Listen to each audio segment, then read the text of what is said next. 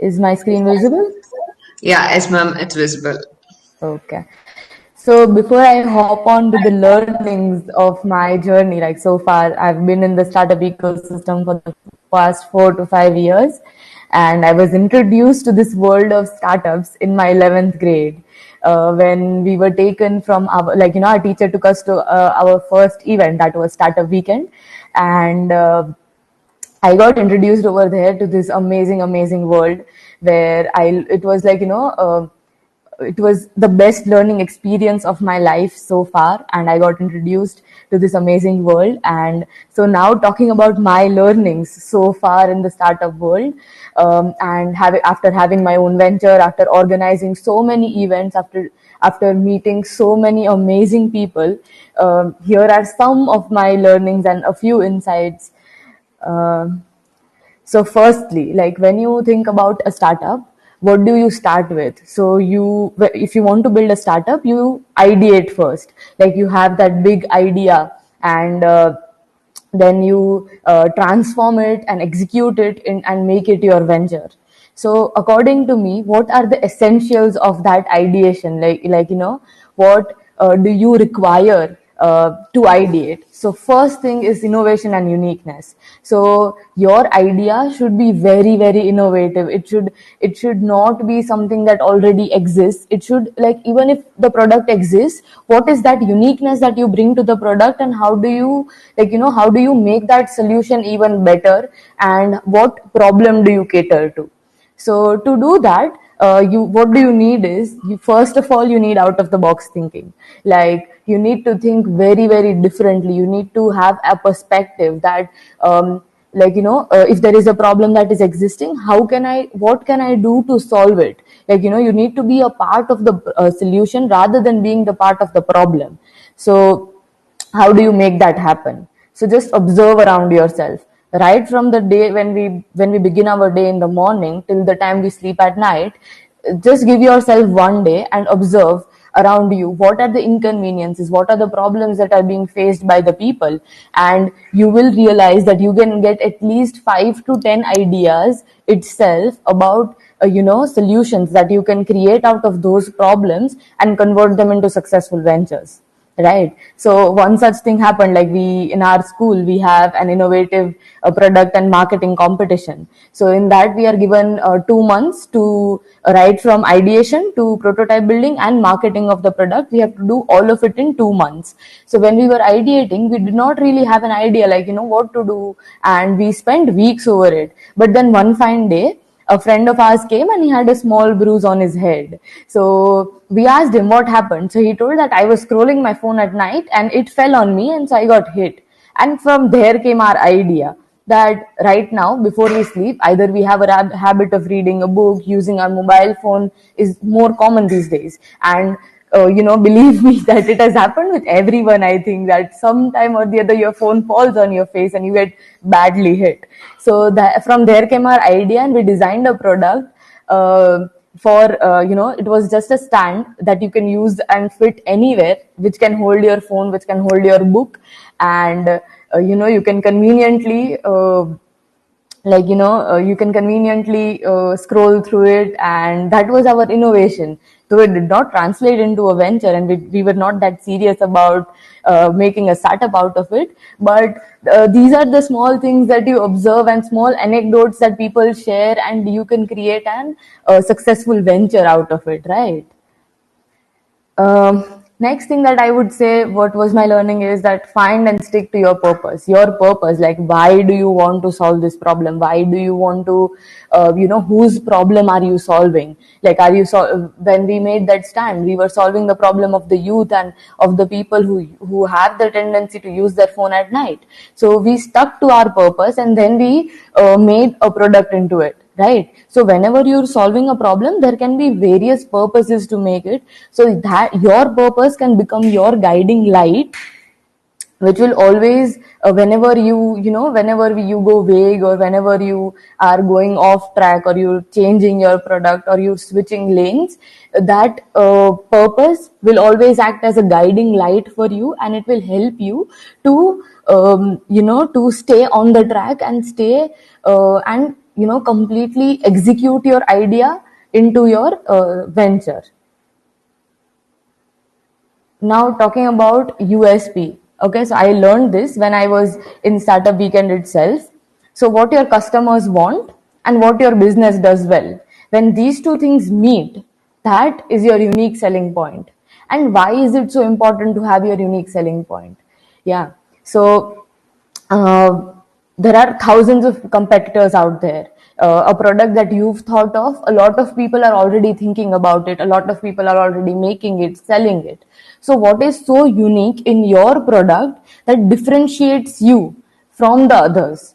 That gives you that added advantage that the customers would want to buy your product and not someone else's. That is the simple definition of unique selling point. So when I started my journey with Ambrosia Vegan Food, so how did it come into existence? So my grandfather is from Burma. He escaped when there was the war that was happening over there. They all came to India via boats and everything, and we had a part of our family that was already existing over here. So they all got settled over here. But the food that they used to cook in Burma, that is khawswe, piajo, and other such dishes, their authentic taste, they knew their authentic taste, and we used to eat that authentic taste rather than what we get served outside in restaurants right now. So just a simple, just to correlate, when you eat Chinese food outside, it is not the food that is served in China. Likewise, when we eat Burmese food, Lebanese food outside, it is not likely to be the food that is actually made in those countries, right? So we had that authentic taste, and that became our USP. They used to, like guests used to come over, and they used to wait when we could cook that authentic Burmese cuisine for them. So then I, along with my aunt, and we all brainstormed that why not actually sell this food outside, because it is well received by people. And that became our story, and that became our unique selling point. Along with that, like I think we are the first or the second venture in our city to serve vegan food, which is cruelty free, which is not damaging the environment. And today you need to be very careful, because everyone has become very environmentally cautious. They want to buy food, they want to buy products that are sustainable, they are eco friendly, they will avoid using plastics. So because the consumers have become so aware, you need to make your startup aware, and you need to make your startup sustainable as well. So that was our second USP, that we are 95% sustainable, and we use all our containers are recyclable, all our containers are made out of cardboard. We do not use plastic as much as we can, and all our products are vegan and cruelty free, right? So that became our another USP. So whenever you are starting off your venture, whenever you are ideating, whenever you are planning your venture, really focus on the USP. What is the unique thing that you are trying to sell? Along with this, I'd like to add a note over here. Many of us are shy away from sharing our ideas, right? We say that it will be stolen, or someone else might copy me. So I would like to ask you, like, do you really think that there are 7 billion people on this planet? Do you really think that you are the only one who has come up with that idea? I don't think so. Like, it is very, very, very, very rare that something, like, that your idea is not being thought of by anyone else in the world. Whenever you think of an idea, just Google it, and you will definitely find a product that exists, right? So don't be afraid to share your ideas, share it with everyone, gain perspectives. Be careful with it, of course, but gain perspective. Like, what do other people think about it? If they have some different idea, if they know someone who is already doing this, if they know someone who already is been working on this idea. So the more people you share with, the more perspectives and opinions you will get, and that will validate your idea, and that will help you to basically work on your idea more in a more better way. Along with that, one added benefit you can get is, if I share my idea with two of my friends, or with two other people that I know who might be interested in this, you never know, you might find your co-founders right there if they are so interested in it, and you might actually begin your journey from ideation to execution and building your own startup, right? Now, the next thing that I learned the hard way, that also in Startup Weekend itself, was market validation. So in Startup Weekend, I was working on a team whose idea was to create a medical app.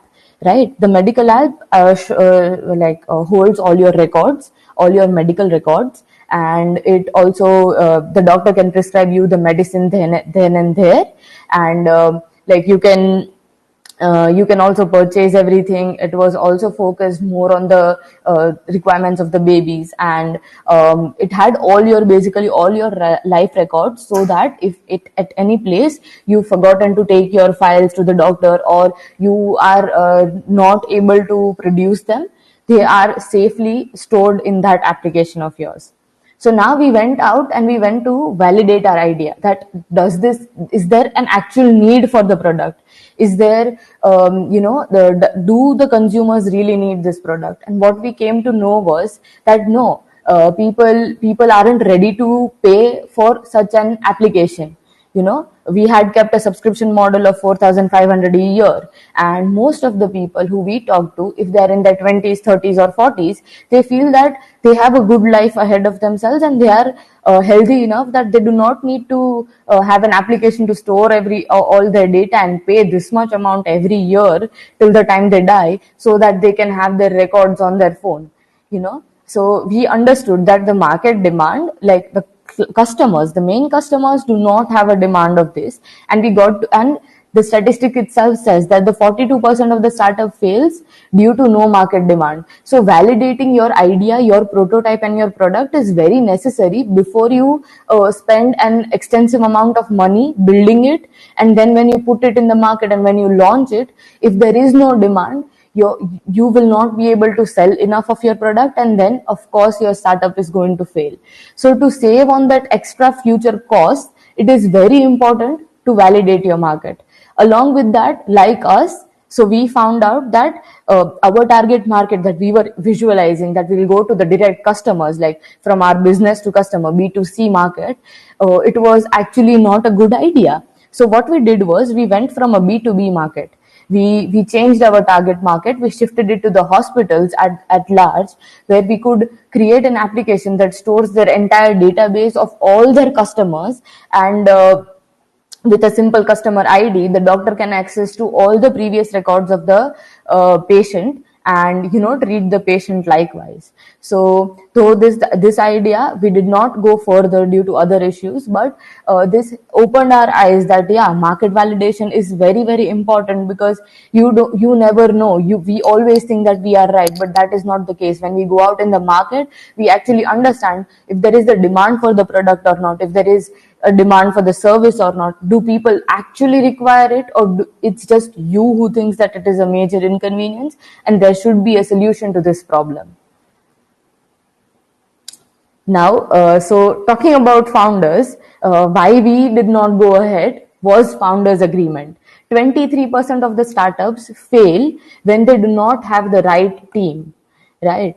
Founders are very essential for the growth of any startups. Not having the correct founders is a major leading cause for the startups to fail, right? So when we have the founders, so they bring perspective into picture, they bring opinions into picture. You can be a solo founder, no doubts about that, but when we are a solo founder, we always feel that we are right, we are doing what's best for the startup, we are doing we our opinions are great, and whatever decisions we take are 100% accurate. But that is not the case most often, right? So if you have one or two other co-founders with you, you can have disagreements, you can have different opinions coming in, and with that, it can broaden your perspective, it can broaden your thinking, and you can have correct decisions. Though the decisions may take time, though the process becomes a little bit slower, because you are 2-3 people, you have to consult them, you have to hold up meetings, but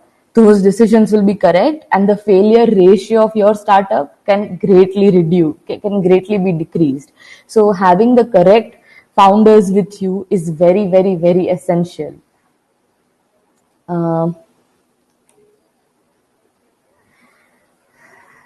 Next, what I feel is very important was the mentoring part, right? So all of us need mentors. One of the greatest values that mentors add to us is the ability to see what we cannot and help us navigate to our destination, right? So I found my founder in Startup Weekend itself. He was from my own city, and he is my mentor till now. Sorry, I spoke founder, but he is my mentor till now. And till date, he helps me with everything, with every problem that I have.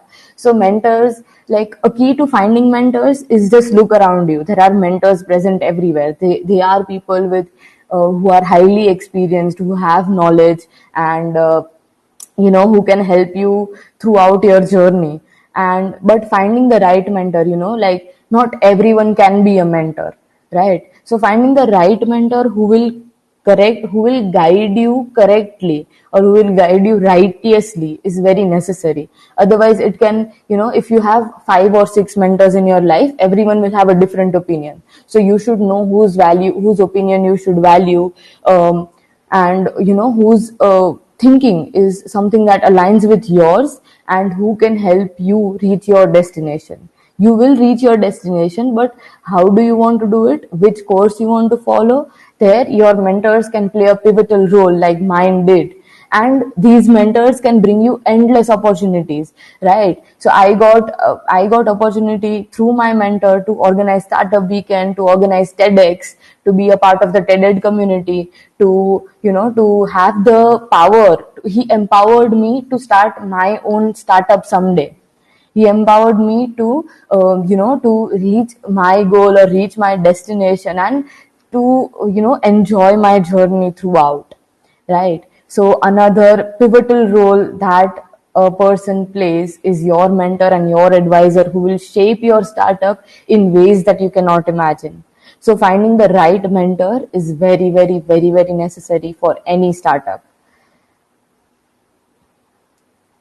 Now, so how did I meet my mentor? It was just through networking. When we went for our first event at Startup Weekend, I did not know the power of networking. I just talked to this mentor and we just connected on LinkedIn. And till then, I did not even have a LinkedIn profile. But when I went for that event, and then after that, I built my LinkedIn profile, I did everything and I connected with him. And somewhere he saw potential in me. And today, I am the place that I am due to networking.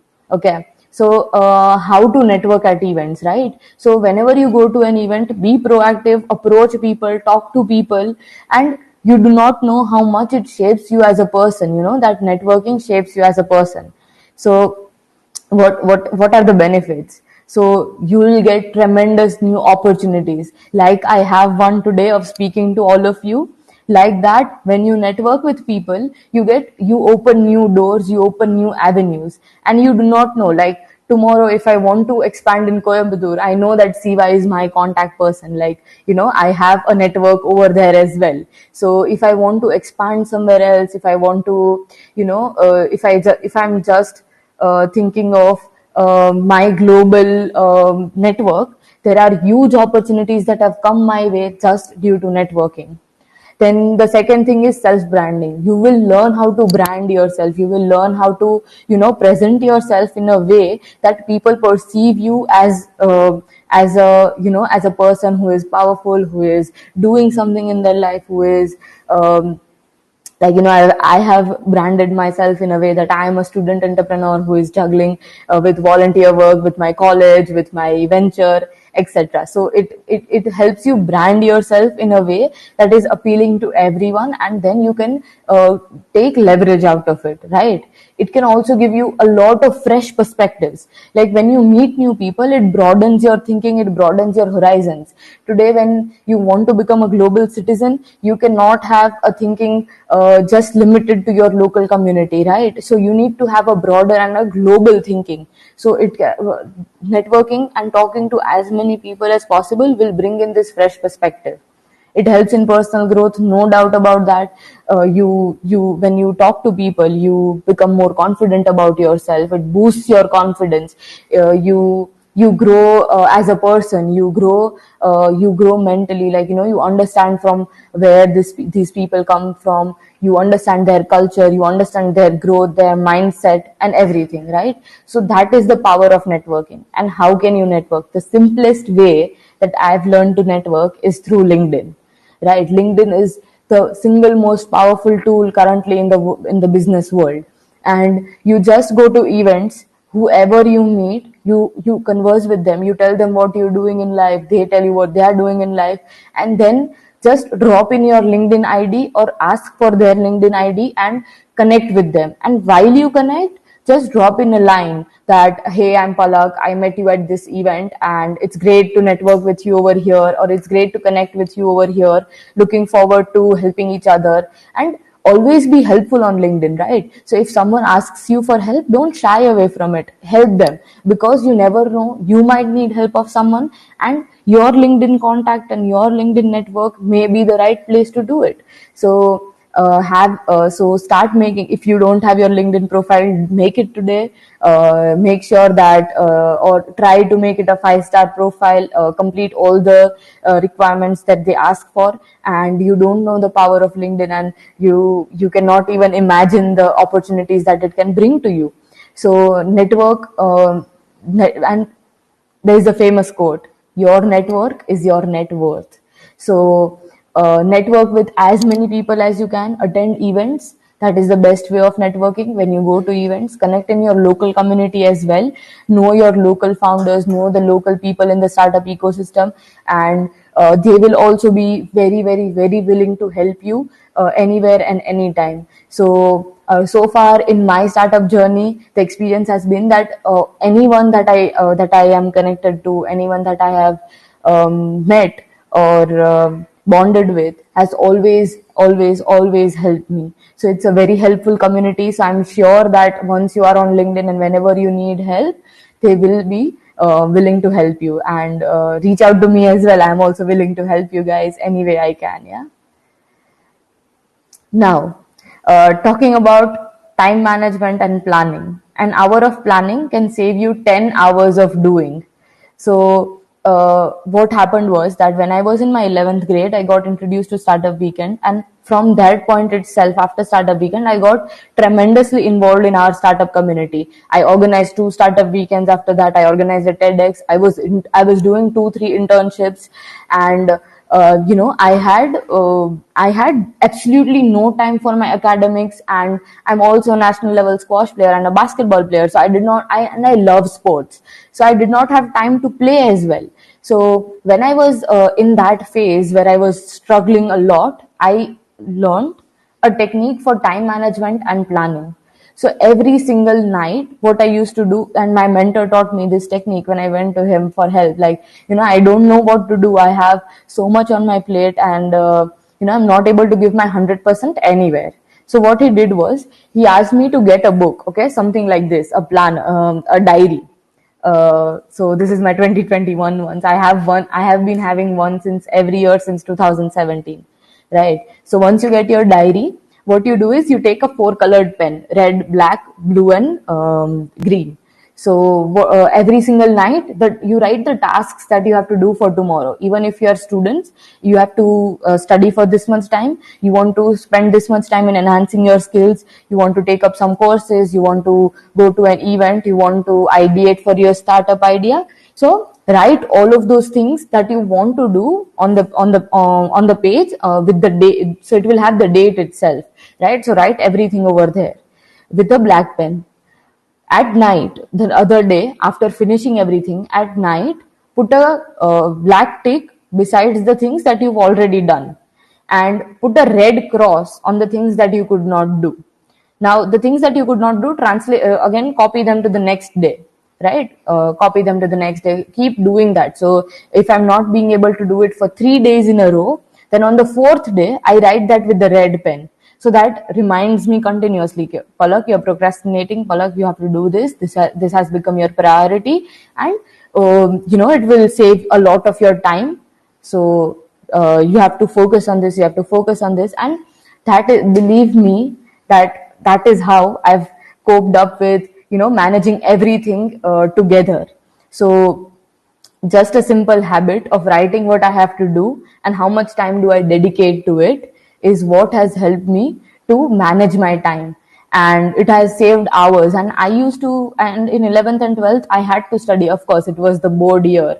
and we know that how much pressure we all of us have for the board year. I have played national tournaments, I have studied, I have done, I've organized events, I've done everything together. So that hour every day night in which I plan my next day has helped me save a lot of time during my day when I'm performing those activities and when I'm juggling between everything. So when you put that, when you've not done a work for 3 days, and when you put it on the fourth day, and when you write it with a red pen, it reminds you consciously that okay, you've been wasting a lot of time over here and over there. You need to take up this task first because you've not done it since the past 3 days. And believe me, it works, and it has worked for me. So just give it a try, and I hope it works for you as well. And the last part that I would like to strongly focus on is the urgent and important matrix. Right, a lot of, because we all are students, we do not understand what is important and what is not important for us right now, what is urgent, what is not urgent. So whenever you are struggling a lot with your time management, and whenever you think that you are falling back, whenever you think that everything is in a chaos, I don't know where to begin, you feel like giving up, just draw this matrix, right? Just draw up this matrix. Write the things that are urgent and important in the first box. They may be deadlines with your assignments. They may be any meeting that you have to take. They may be your research paper deadlines. Like, because you're all college students, I face the same struggles as you guys. So I put my assignments, the work that I have a deadline with, in the first column, right? Then the not urgent and important stuff will be that in college we want to live our college life. So we want to go out with friends, party. You want to build new relationships. You want to prepare for your masters, or you want to prepare for your further life and your career. So that is not urgent, but it is very, very important aspects, right? So you mention it over there. Then in the urgent and not important section, you put in some interruptions, some calls, like, which you have to take. They're urgent because if a call has come, it is urgent. You have to pick it up. If there is an email, if there is a meeting that is not very necessary, but it is happening, it is urgent and it is not very important. And the things that are not important and not urgent, they are time wasters. Believe me, until and unless your work is actually on social media, or you are a social media manager, social media is the biggest not urgent and not important task. I recall myself spending hours scrolling on social media aimlessly. And when you put it over here, when you put it in the not urgent, not important grid, your brain consciously understands that this is something where I have to cut back my time from, right? Where I don't have to spend my time, where that time I can utilize in the more urgent and important tasks, and in the not urgent but important tasks as well, right? So whenever I'm planning my day and whenever I'm planning my schedule, if I'm dedicating a certain amount of time, so if I'm dedicating 4 hours to my studying, I will say that not 4, I'll keep 5 hours. Why? Because there are going to be some urgent and not important tasks, and there are going to be some not urgent and not important tasks, or my time wasters, where I'm going to be wasting my time during those 4 hours of studying, which will lead to me studying just for 2 hours or maybe 3 hours, right? So that is very, very important when you are building whenever you are planning for yourself, or whenever you are planning your month, or whenever you want to see where you are spending your time. Drop this matrix and you will understand. So recently, I came across this. I attended an event in which the presenter very aptly said that our mind is a monkey, right? It goes hopping from places to places. We have 10,000 thoughts, like, every minute. Like, when I'm presenting this, I may be thinking that, oh, I have to go play in the evening. Oh, I have a class at 11:30. Oh, I have to do this. I have an assignment that is pending. Our mind is continuously running in the back as well, right? So what do you have to do? You have to control that monkey. You have to control that monkey, that, okay, I'm giving you 10 minutes to go and think. I'm giving you 10 minutes on Instagram. I'm giving you 10 minutes to do this. Then you have to come back, and then you have to start working again. So what will happen is, you will be able to control your mind. You will be able to spend more time on the more urgent, important, and the other important relationships. And that is how I have been juggling with my relationships. That is how I've been juggling with my academics as well as my own startup. And doing this really allows you to be free from the stress that entails. Like if I'm stressed about something, I will give my mind 10 minutes to stress about it.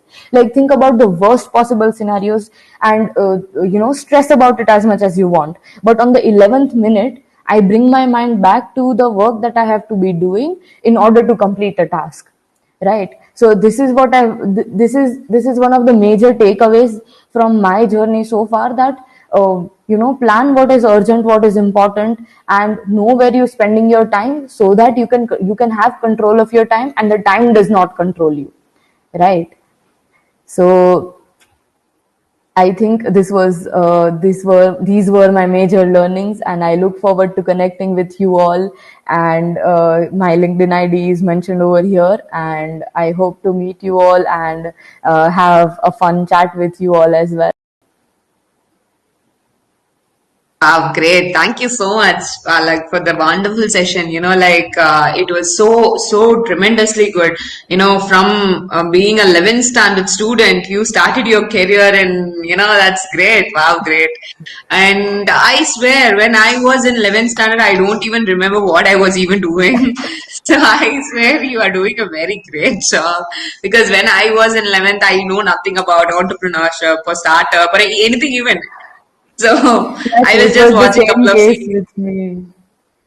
It was the same case with me until and unless my teacher, out of the blue, she took us to a startup weekend, and I was so pumped up, like, okay, this is what I want to be doing. This is a community I want to be involved with.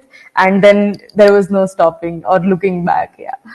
Exactly, Palak. That is what we are trying to do here as well. We wanted to create awareness in students so that they see what exactly the startup ecosystem is, what exactly they do in startups, so that they understand something about startups. They get into the ecosystem and they can actually live their passion.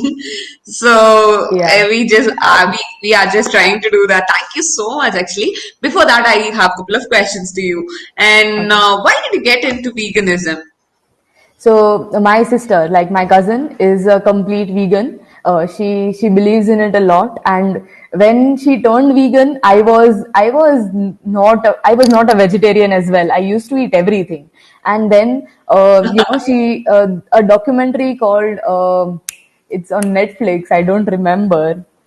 I'll just get back Okay. to you. But there's a documentary on Netflix which shows the cruelty that we have been doing on animals. It shows that, and not only on animals. Okay, forget about animals. The people who work in the butcher houses, the people who work in that industry, the mental and the psychological stress that they have, and how does it translate in their personal lives? How does it affect it? So then I became really very conscious about it, and as well as the environment, like the harm that it is doing to the environment. It is outrageous. Like you cannot even begin to imagine what impact does just one, like the meat industry have on the environment, and why do we need to stop consuming it. So then we also wanted to create awareness of that, transition to at least vegetarian and then slowly to veganism.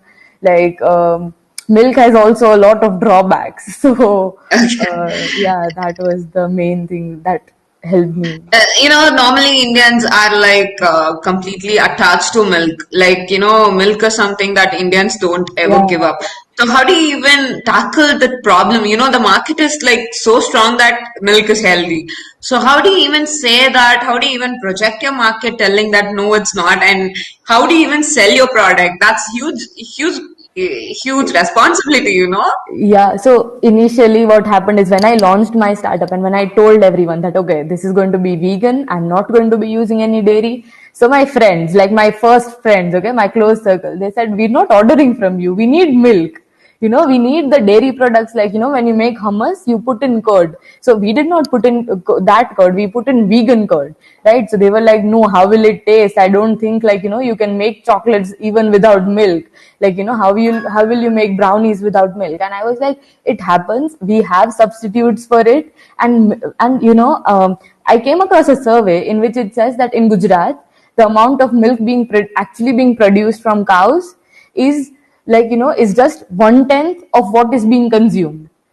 So the rest Yeah. is the rest is produced in factories. So I told them that whatever you are drinking, it is not even milk, it's being produced in factories. It is harming you in ways that you don't know, and it's harming the environment in ways that you don't know. And finally, when I got them to taste everything, like, I told, like, you all come over, you can just taste, you don't pay for it, you just taste and you go. And they could not believe that it was all vegan, and I was so happy. And then, that way, word of mouth publicity helped a lot, that people got to know that, even if it is vegan, it tastes the same, it tastes even better at times. And you cannot tell the difference until unless you are told that this is vegan, right? So, the toughest task is like understanding the market. Like definitely that there is no market at all for veganism in India, and still you stayed in that. You Yeah, created the market, and how did that all happen? And that was a huge responsibility. I'm happy that you did, and you came so far. And I guess a couple of people, like a couple of my friends who I see are as well as vegan. When I could see people getting the awareness of veganism, I feel really good. Like, the expansion of the territory of this veganism has been like pretty predominant, definitely. and that's great. Definitely. And we for one faced the challenge in the first place, because when we were naming the company itself, we were in two minds. Like, we have Ambrosia Vegan Food, right? So do we want to include vegan in that?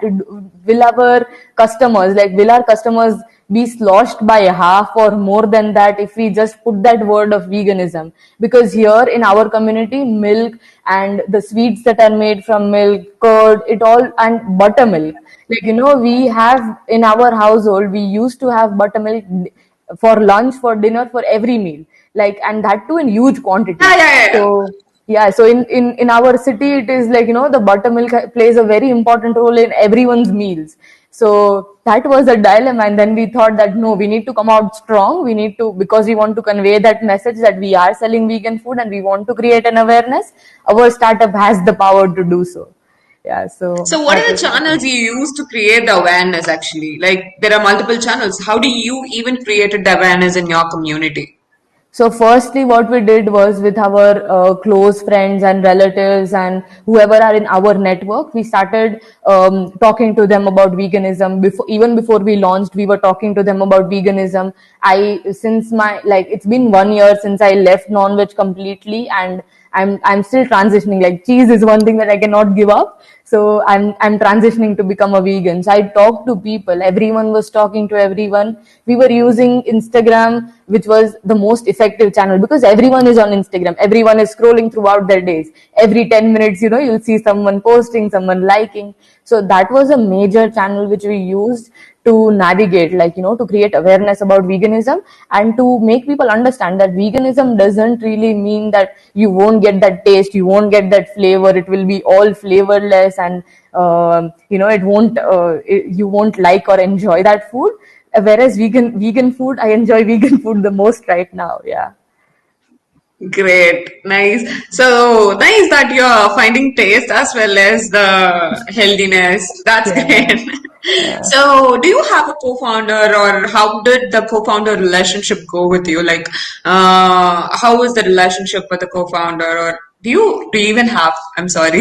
Yes, yes. So we are three co-founders currently, and how did it start to us? We were just sitting in our house. Our lockdown was over. We were finally able to meeting our first family, and we were all sitting. And I was like, "Ki, I haven't had this dish in the longest time because of the lockdown. Let's all get together one day and make it." Right. So my aunt was like, "Yeah, I've been getting calls from my friends who want to eat it as well." So I was like, you're not making it for free for them. We're going to start a venture.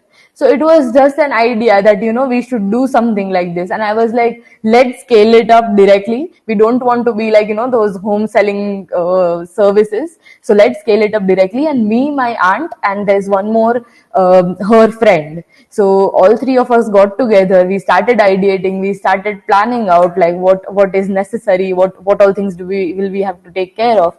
I took up marketing and logistics. She took up operations Oh, and, making the food. food, and because it is food, so you need to be consistent with it. So we started doing our test runs, trial runs, and I was handling the entire back end operations and everything. And then within 2 months, we were ready to launch. Ah, great. So, if this was a COVID startup, then you would have faced a logistical problem. How did you overcome that? Definitely, like you need to, because firstly we launched in October, and in October it was like the things were like the COVID was slowly reducing. But when we were in the planning phase, the main question was people were not eating out as much as we would like them to. They were like, there's a hygiene issue. Do you use COVID protocols? What if you have COVID? Will we get COVID? And those were the main questions that we encountered the day we launched as well. Like, what are the protocols that you're using? So we had to send everyone a message that all COVID protocols are taken care of. We are wearing masks, we are using sanitizer, we are cleaning everything before we serve it to you. And that was the biggest challenge that we had to face, because then when they come to take away, when we deliver it, that time also no contact deliveries, no contact takeaways, setting up online payment systems, and as well as when we were procuring the materials, like our packaging, it was a hell of a task, because during COVID there were some days there were no transportations, everything was lagging behind, so we had to go ourselves, like hours and hours away, and get it from the factory ourselves.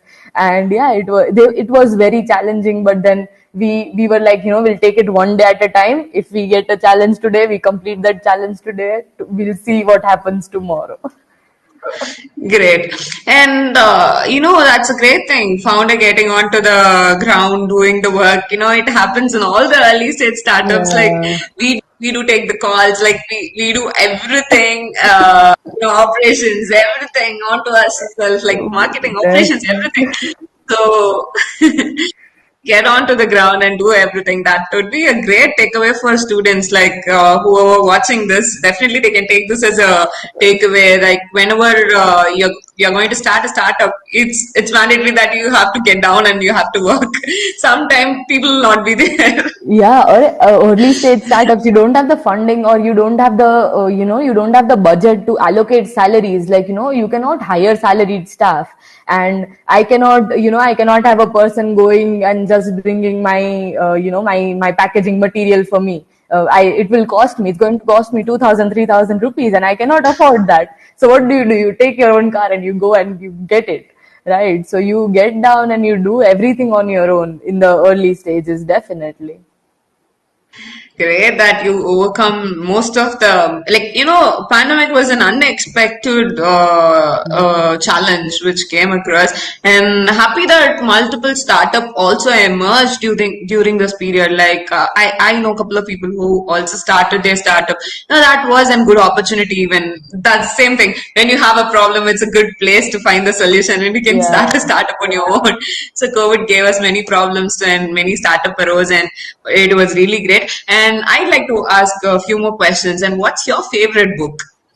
So I am an avid reader, so I love reading books. And from my recent favorites, I would say Robin Sharma's The Greatness Guide is one of Great. my favorites right now. Like the way he just explains everything, the way he says that the balance that you need in your life, how to achieve that balance. So that was a great takeaway for me from that book. And to never stop learning. Like, the one who keeps learning cannot ever fail.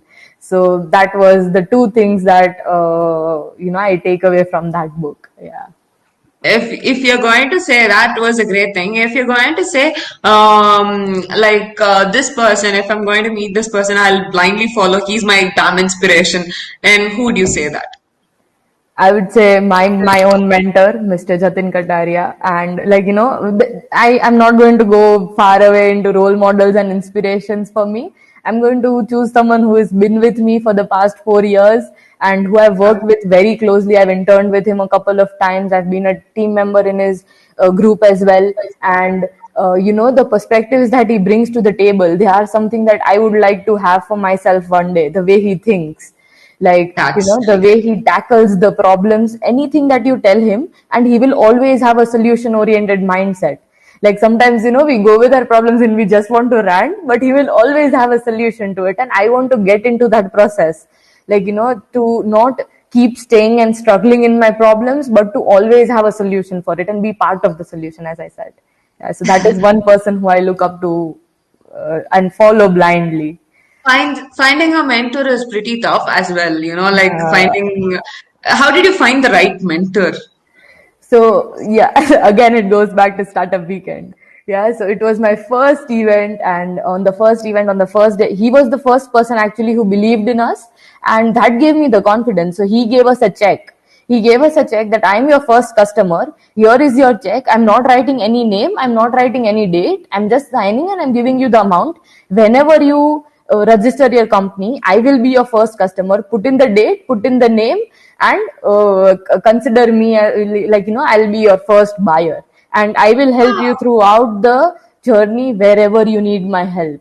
And that was the thing that hit me, that okay, this person who has not known us for 6 hours, he is showing so much confidence in us that we ourselves did not have that much confidence, that to ask people for money, to ask for a product that is not even ready, which is in its ideation stage. And he showed us that confidence, and he showed me that he empowered me in a way that I have the power to do something. I have the potential to do something. And from that point in time, I have been limitless.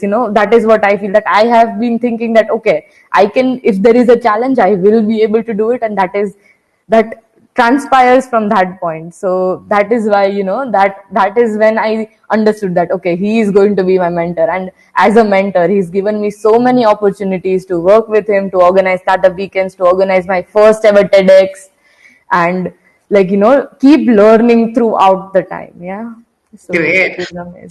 the point is, like, whenever students wants to get some exposure, whenever they want to find what they wanted to do in life, what their passion is, and it's good to find the community of like-minded people.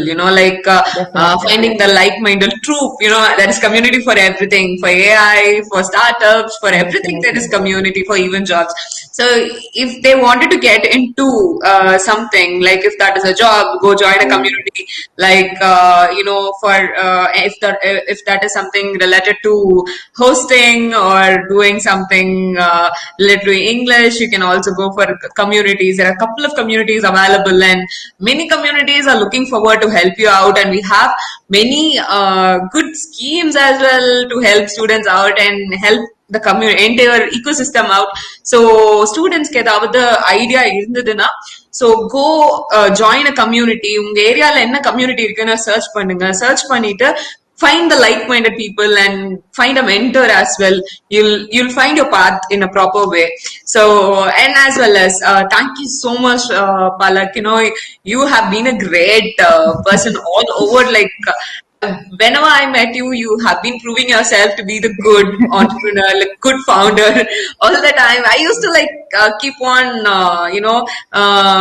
I used to see your LinkedIn, and I used to, though we are not in touch all the time, I used to like see you all the time in LinkedIn, being so active and so proactive you are. Thank you so much, actually.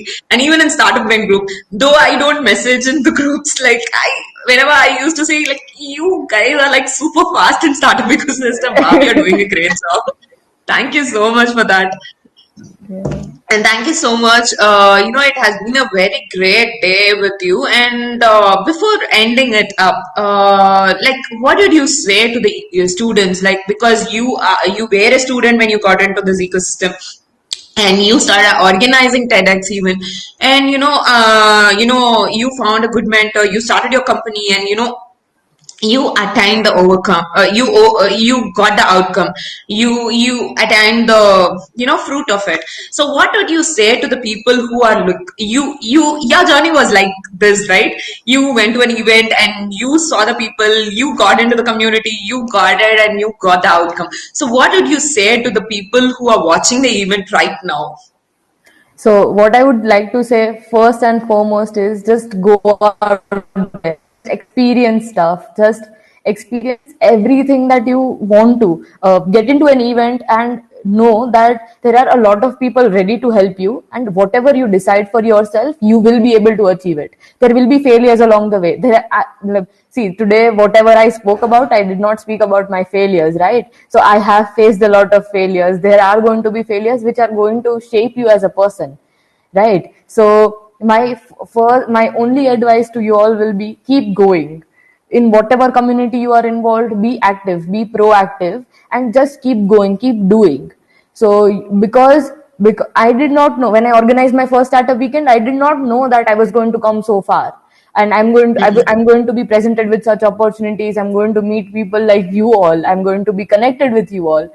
So that was just, that bigger picture was never in mind. So as a student, when you're starting out, just go to an event, network with people, keep doing, keep doing, keep doing, and your actions will definitely, make you reach the goal that you want to, and the goal you might not have ever seen. Like, I never saw myself running my own venture at such a young age. I thought that, okay, and after undergraduation, after post graduation, then we'll see what we want to do. And this one thing just changed my perspective, my life completely. Yeah. So what would you say, Palak? Like, what did you advise? Like, is that good to start their startup after UGPG and all? Like, what do you say about that? Because most of the people have, because even I saw a comment yesterday telling that I'm going to get an experience and then going to start a startup. So how would you say that as?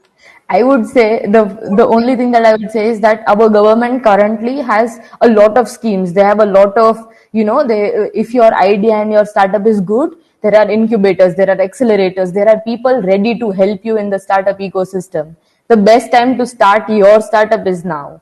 The best time to start ideating is now. The best time to start planning is now. Everything else, like even college, UG, PG, everything will keep happening. Do it simultaneously. No one will be able to stop you. Like, if you put in the hours right now, you don't know what can it transpire to, what big thing can grow from it. And currently, as I said, there are a lot of government funding. So if you're a student and if you're worried that no one will give me funds, no one will, understand my idea, but that's not the case. There are 11 and 14-year-old startup students who are having their own startups, who are getting grants from the government, who are getting funded. So there are a lot of people out there to fund you. There are a lot of investors out there to fund you. So start working on your ideas right now, and don't wait for your academics to get over. It will go on simultaneously. Yeah. So how do you manage academics, and how is that possible? Like, how did you do that? Managing, ecosystem, the toughest part is she'll be like super active in all the ecosystem. Like whenever I go see her, she'll be active in Startup Link. Whenever I go to LinkedIn, she'll be active over there as well. Everywhere she used to be, even in Bevy, she used to be active. So the point is she was active everywhere, and you were in like college, and you have a startup, and you do organize communities, TEDx, and how do you even manage it? So that is what I'm saying. Just know, like, when you plan out your days, you get a clearer picture. Like, and believe you me, I've spent the most time with my friends hanging out. I was in on all plans. Even during right now, I'm in on all plans with my friends, with my family. I'm managing my startup grant. I'm managing my startup weekend that is coming right up on 16th April. We are having a sustainability edition. So that is happening. Then my college is working, like, my college is happening. I'm in my third year. I have one more year to go. So everything is happening, but you just need to know when do you need to focus on what. Like I said, your brain is a monkey. It goes everywhere. Like, I have so much on my plate, it wanders everywhere. But I give it time to wander, and then I pull it back, and then I focus on the work that I have to do right now in the moment, in that particular hour, and then I'll shift to the other work. Like, when you plan out your days and when you schedule, you'll be able to manage everything. Great. And I also wanted to ask, like, if there is any question in students, you can type in the questions over the chat box so that you can interact with her. Like, she's also like you, to be frank. Like, Yeah, she's like no exactly. different from you. Like, but she is super great in her career. She started her startup and she's in ecosystem. And I was thinking there is one such person called Alap as well. So he Yeah. used to be active in the same way. So whenever I see young minds like college people working on the startup community so fast and so enthusiastic, it's super great. So you can obviously ask all the questions to her. Online classes, எப்படி manage பண்றீங்க எதுனாலும் okay, you can ask her. So as well, I'll also give some time to interact with her. For that, I'll ask you two questions. One is, how do you manage operations? Like, three co-founders. How is the interaction going between you two, and what's happening between like, how do you have any protocols, milestones, goals? How do you even keep that milestones and goals? So how did you even plan that up? So, to be frank, the two co-founders that I have, they come from a solid, like, a traditional business perspective. They have a traditional, they do not know what, like, they did not know what a startup was. They did not know how to manage everything. So from the first point, what I did was made sure that we were all on the same page, and there was space for open communication.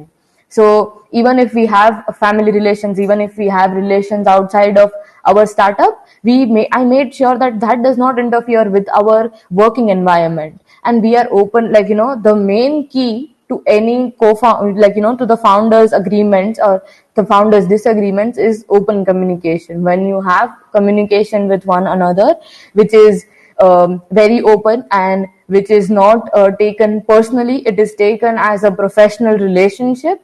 It helps to maintain that equation with one another very well, right? So Great. that is what I feel, that so far we have been focused. We have every 6 months we have our goals, that these 6 months. So we had for the 6 months, and we have a meeting day after tomorrow for expansion and for goal setting for our own business.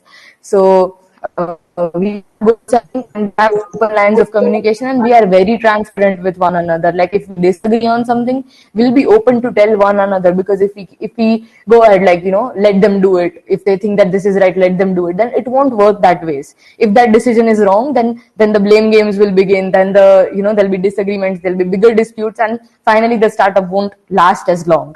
It will fail before it has even started to grow and mature. So that are the two keys, like open communication and complete transparency.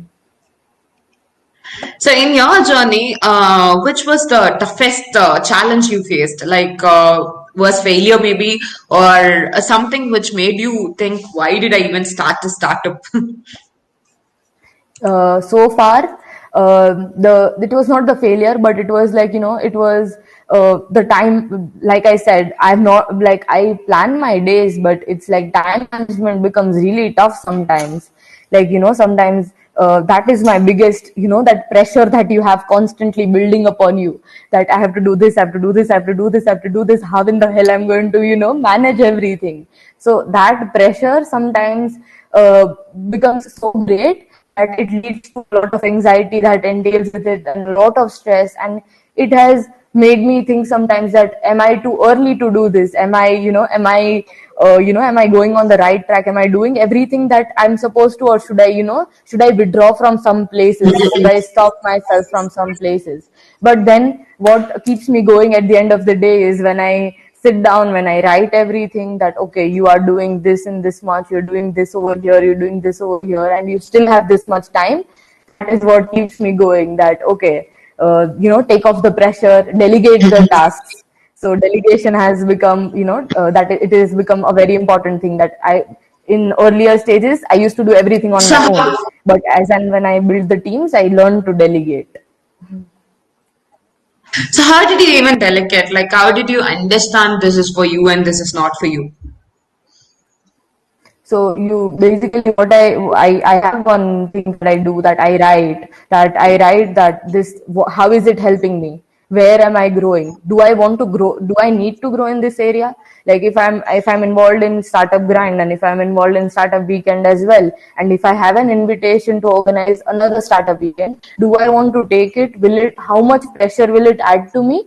And the result, like what the result I will get, how is it helping me? So that is how I, manage that this opportunity. I need to take up this opportunity, and I can pass on this opportunity. This is not necessary right now. I can do this later. I need to do this right now. So that is how I, work with myself. You I prioritize. Writing helps me the most. Yeah, prioritizing things. Wow, great. Great. And which college are you from? Like students wants to know that which college are you from? Pandit Deendayal Energy University in Gandhinagar, and I'm doing my majors in marketing and my minors in psychology. Great. So what? Oh, marketing psychology. Wow, that's great. So how did you do? How was your marketing work and distributions going? Like channels, distribution, and what are the things that you have as a outcome for the marketing? How many people? How many walk-ins? Or how many conversion rates? That's what I could ask you. So how does that go? So on Instagram and Facebook have really good targeted marketing where you can target your audience like what they are searching, and on the basis of that, that ad will be shown to you. So I was very new to this, and believe me, in your college, what they teach you in marketing is not anything that will apply in your real life. In college they'll teach you all the theory which is not applicable, like, yeah, some part of it, of course, that you need to build your target market and you need to do this, you need to do that. But in real life, marketing doesn't work that way actually. Like, you choose your channels, like you choose social medias, you choose where do you want to put your focus, where are your main target customers. But then the like the advertisements and everything that you do through social media. We've done a lot of advertisement campaigns, and we've got great conversion ratios from them. Like how much ever we spent, we easily recovered. Like, because the Instagram and Facebook ad marketing is a bit cheaper than what you would like, rather than the other ad agencies that market your product for you. So and they are very targeted marketing, so use that is what I would like to say. And yeah, conversions have been, so far they've been really good, but let's see, like we're on a stage of expanding, so we'll see what is there in future. Great. Wow. Thank you so much, Palak, for joining us. And, I think students would have got like what they wanted to learn as well. And students, if you have any doubt, one last call. If you want to ask any doubt, you can ask her. Students, if you can ask, you can ask. Yeah. Thank you so much, Palak. Like you have been a great, inspiration for me as well. Like when I was in college, I don't know what I was even doing. So I was watching a couple of Korean dramas and, I was just whiling away the time, just like, I was just enjoying the life. But still, you are so productive and I'm definitely inspired by you, and thank you so much for joining us, as well as students will be, I guess.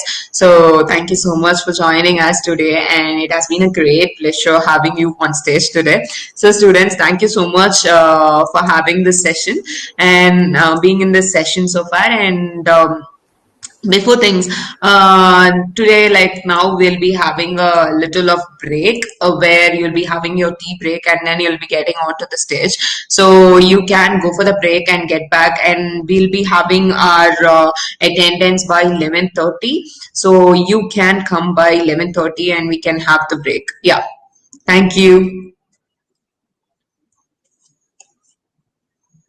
Same link, you can join through the same link, and you can join by 11:30. You can have your tea break and have join the session by 11:30. Thank you.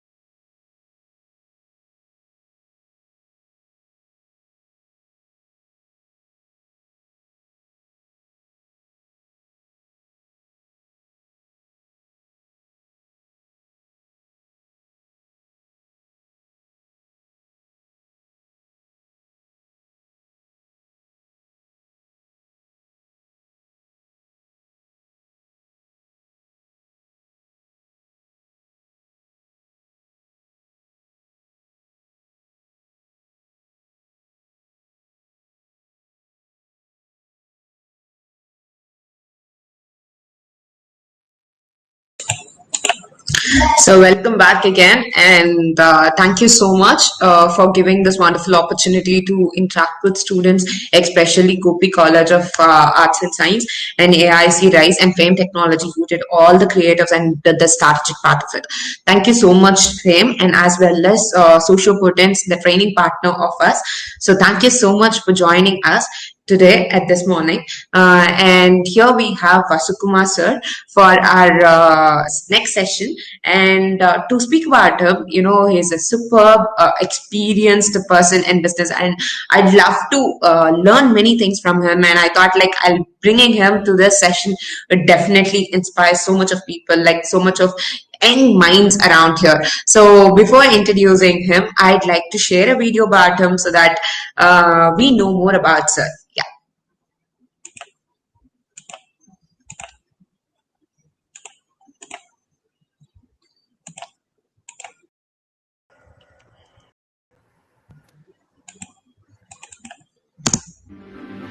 Startup Culture presents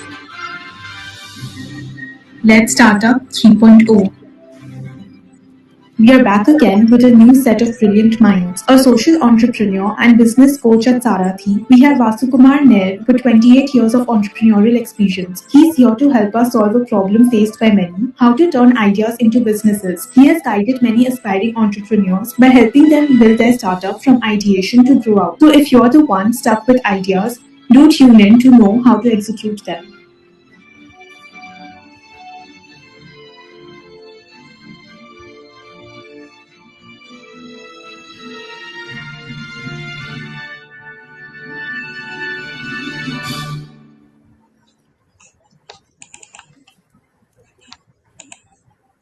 Thank you so much for joining us here, sir. You're most welcome.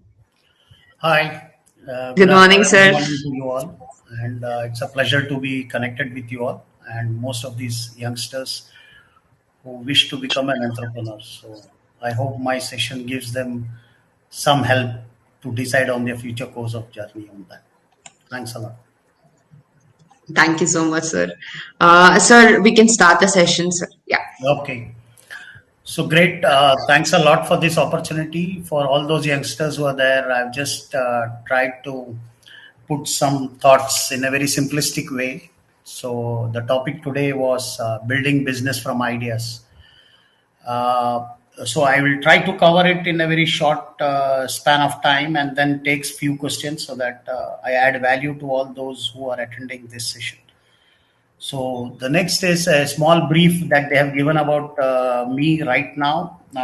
Been 28 years into entrepreneurship. I have started more than 5 health tech companies, been across the globe, worked on B2B as well as B2C models. Specifically now I am working as a founder and CEO of Riddhi Techno Farms. Basically, we are trying to solve the problem of fragmented land, thereby yield for small and marginal agricultural farmers. So additionally, I spend time as a business coach to new and existing entrepreneurs. Presently coaching around more than 6 startups across India. And I'm also associated with Abudaya, the social initiative for IIT Bombay.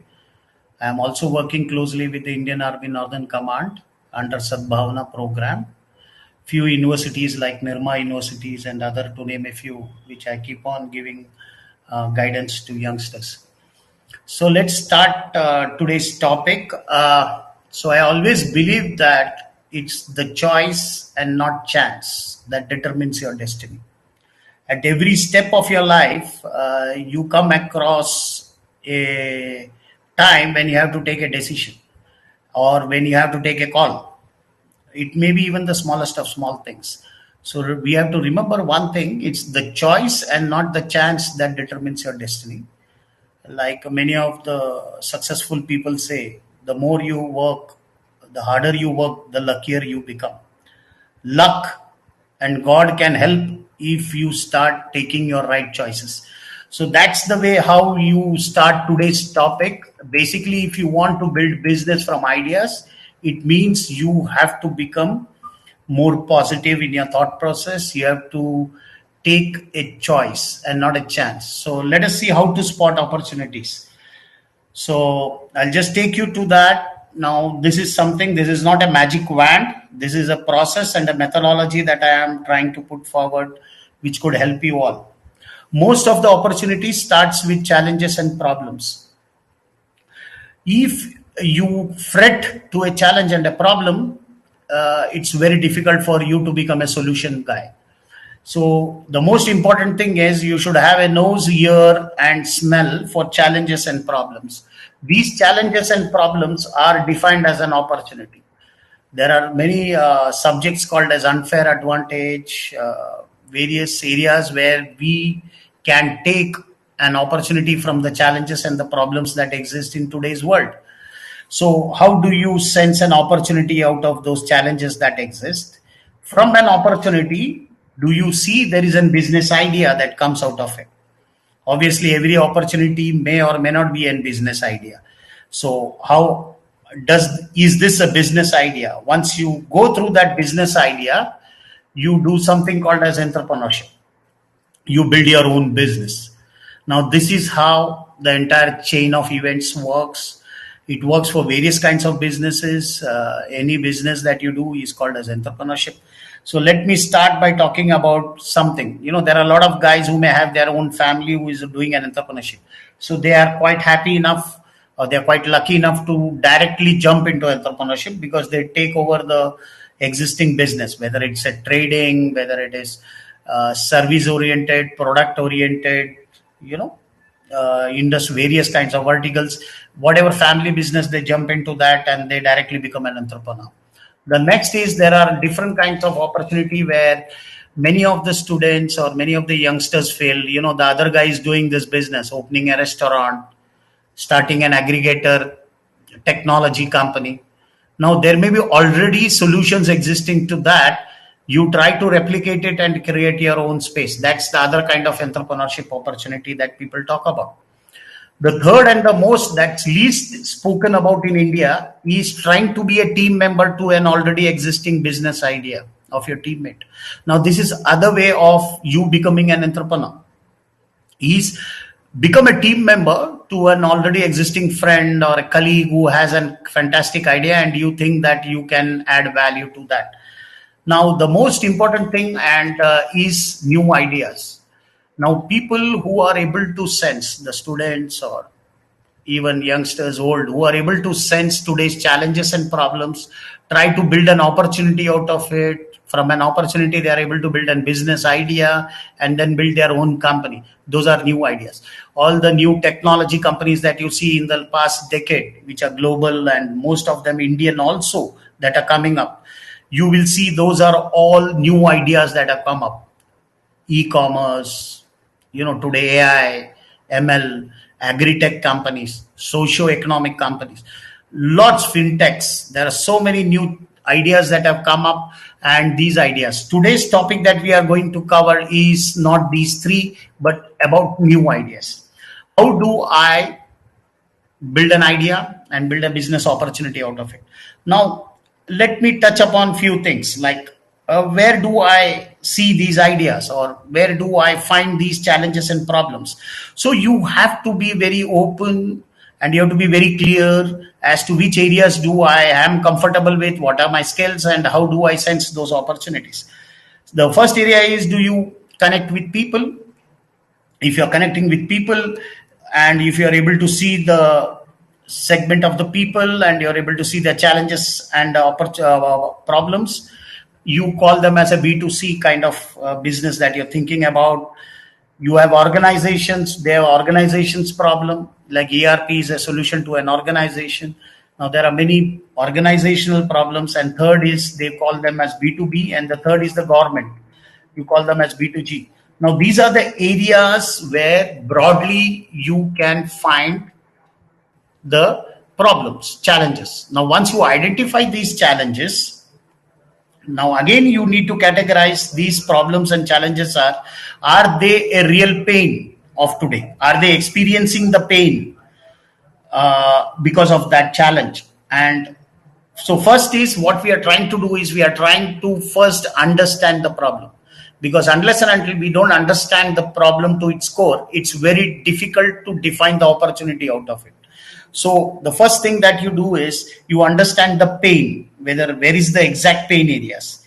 The other areas is you see it as a pain, but for people it's unknown. It's still unknown. I would say all our youngsters here, you all people have born with an mobile in the hand. So people of the earlier generations who never had a mobile in their hand could have never thought of an Ola, Uber, Amazons, Googles. They would have never thought of it. So those are called as disruptive innovations that happen. So if you are able to see a challenge and a problem, you are able to disruptively innovate it. Those are unknown problems for the consumer. So this all I am talking from an consumer side. The third is there are people who have already adapted to a pain. That means you look at most of the government processes. Like you go to an RTO, you still have to go through an agent. That's the norm. Okay. Now, how do people, they live with it. They know that, okay, I have to pay a certain amount and then I get my job done. They get doctor certificate just plainly attested from somewhere. Now, these are all the existing problems in B2G. There are similar problems existing in B2C. There are similar problems existing in B2B. So, the most important point is where and how do you spot an opportunity? How do you first is to define the challenge? Which area are you looking at? How are you looking at? And then you define those as which pain, whether it is existing pain. To know a much more about it, let me take you to the next step, which is called as idea filtration. So assume that you have got an idea from here, you've got a challenge, and you've got a problem. Now you have to build that into an idea. Okay. Now, how do you build an idea? Let us assume that you are, I just generalize it at this moment. I call it as a B2C or a B2B, where you define the problem. The problem has to be really defined. The challenge has to be really defined. Once you define the problem, you have to come up with a solution as to how I am going to eradicate that problem. What are the ways I am going to eradicate that problem? Once I eradicate that problem, what is the value that I am going to give to my end customer? Now, what do you define by value? Most of them define value as money. No, money is a residual part of the value. So the value basically comes from the need. So with the problem, you have given a solution. So you're generating, a need is generated. So you're solving that need seamlessly. Are you giving more than that need? You're giving much more facilities beyond the need. And does your solution have a wow factor to it? Much more, which even they must have not thought, a completely next gen kind of thinking to it. So based on your solution, the value basket, the consumer and you arrive at a business or a money transaction that could happen for that. So the value is determined, the money or the price is determined by all that thing that you give. Product plus service, it could be a combo of multiple things. So first of all, when you define the problem clearly, you would be able to define the solution. So if your problem is very vague, your solution will be very vague. So the most important thing, as I covered in the first slide, is defining the problem. Exactly whose problem is it? Why are you solving? Why do you think it's a problem? And how are you going to solve it? Now, these are the things which will define. And then once you understand the solution, you can add multiple values onto it, facilities. The people call it as features, people call it as added services. Now, these are things which you evaluate as to what your existing marketplace would value it. Now, based on that, a mutual value is agreed, and that's how a business transaction is done. Now, this is the first fundamental idea filtration. The topic is pretty huge. I'm covering it as a common man's language here. So the next is, once you have an idea, the most important thing is the idea validation. You can't just take an idea and start your business, because that's the most dangerous thing that could happen. The next thing that you should do is do an idea validation. What is an idea and your value? Both together. You need to check out how that idea is in the market. So we call something called as in secondary market research. You go out, find what does such a solution exist? Do people recognize these problems? Check for similar players and do a research on internet, which today everybody has access to. So you do as much possible as research, build a secondary market research for your idea and the value, and see how many are there competitors, are there players, what are their value. If there are no players, then you have another question to answer. Does this idea really exist? So these are the things that you need to first research upon, build your secondary market research on the idea. And the next most important thing is, once you understand that this is your target segment, B2B, B2C, B2G, whichever your target segment, whichever your problem that you're talking, you need to clearly understand your target segment. And this is where many of the youngsters, they commit a mistake, because what happens is they don't identify their target segment. Now, identifying a target segment is again exercise which needs to be done based on the socio-geographical, economical, educational, lot of strata, that you understand that this is my real customer. Like the earlier speaker was speaking about vegan. And so unless and until you don't understand that who really vegans are, where do they go, how do they live, how do they purchase, how do they think. So exactly that's how you need to build and zoom down on your target. You need to go down, speak to those target segments, understand whether they really value the idea. And obviously it may not map 100%. So they may say, if you do this, if you do that, it will be great. So take down all those data, come tweak your solutions, and then make sure that, okay, you have an idea which could, be good for the marketplace. Once you do this validation, the next most important thing is you need to understand that where your idea stands. Now, I've just tried to put down a simple matrix. Now, I'm trying to XY, and let us say that axis of criticality, the high and low is the mark, and the axis of discontentment. So in your consumer, what is the level of criticality and what is the discontentment? So once you have done your idea, you have done your idea validation, you see if your matrix, if the discontentment is low and criticality is low, you are in a dead zone. It's better you look for a next idea. Drop this idea. So that's the way to go ahead with it. If your criticality is low, this is all from a consumer perspective, not from your perspective. Okay, you have to always think from an outside in perspective when you're thinking as an entrepreneur. You can take decisions inside out, but thinking has to be outside in. So when you think outside in, today the people may not have, or the houses or the corporate houses may not have, their criticality might be low, but the discontentment is high. That means you need to do an innovation. Taxis in earlier part, like today in Coimbatore, you have Uber, Ola. So, you are avoiding going directly calling a taxi, talking anything out of the air to what rate he is. You're not able to trace him. Those stuffs are solved by Uber. Uber innovated it around 7-8 years back, and today we see that. So today when you see a problem for tomorrow, it's called innovation. Now this can be disruptive. It can be innovation of various types. You use technology, you use business models to come over it. So if your criticality is low and discontentment high, your idea is to innovate. That means your solution has to innovate. Now, other part is, if your criticality is high and discontentment low, that means a discontentment could increase over a period of time. Because today people are habituated of 2-minute noodles. Maybe after 10 years, they want 30-second noodles. They want a hot dog to be having in 10 seconds. Those could be the very frivolous kind of thinking that could come, and you could build an idea around it. So it could be tomorrow's star. 2 minutes noodle is today's star. Okay. So similar to that, I'm just giving very vague examples, so that you can think out of the box to see that how your ideas can be properly structured into a business. So if you understand, if your criticality is high and discontentment low, your idea could be tomorrow's star.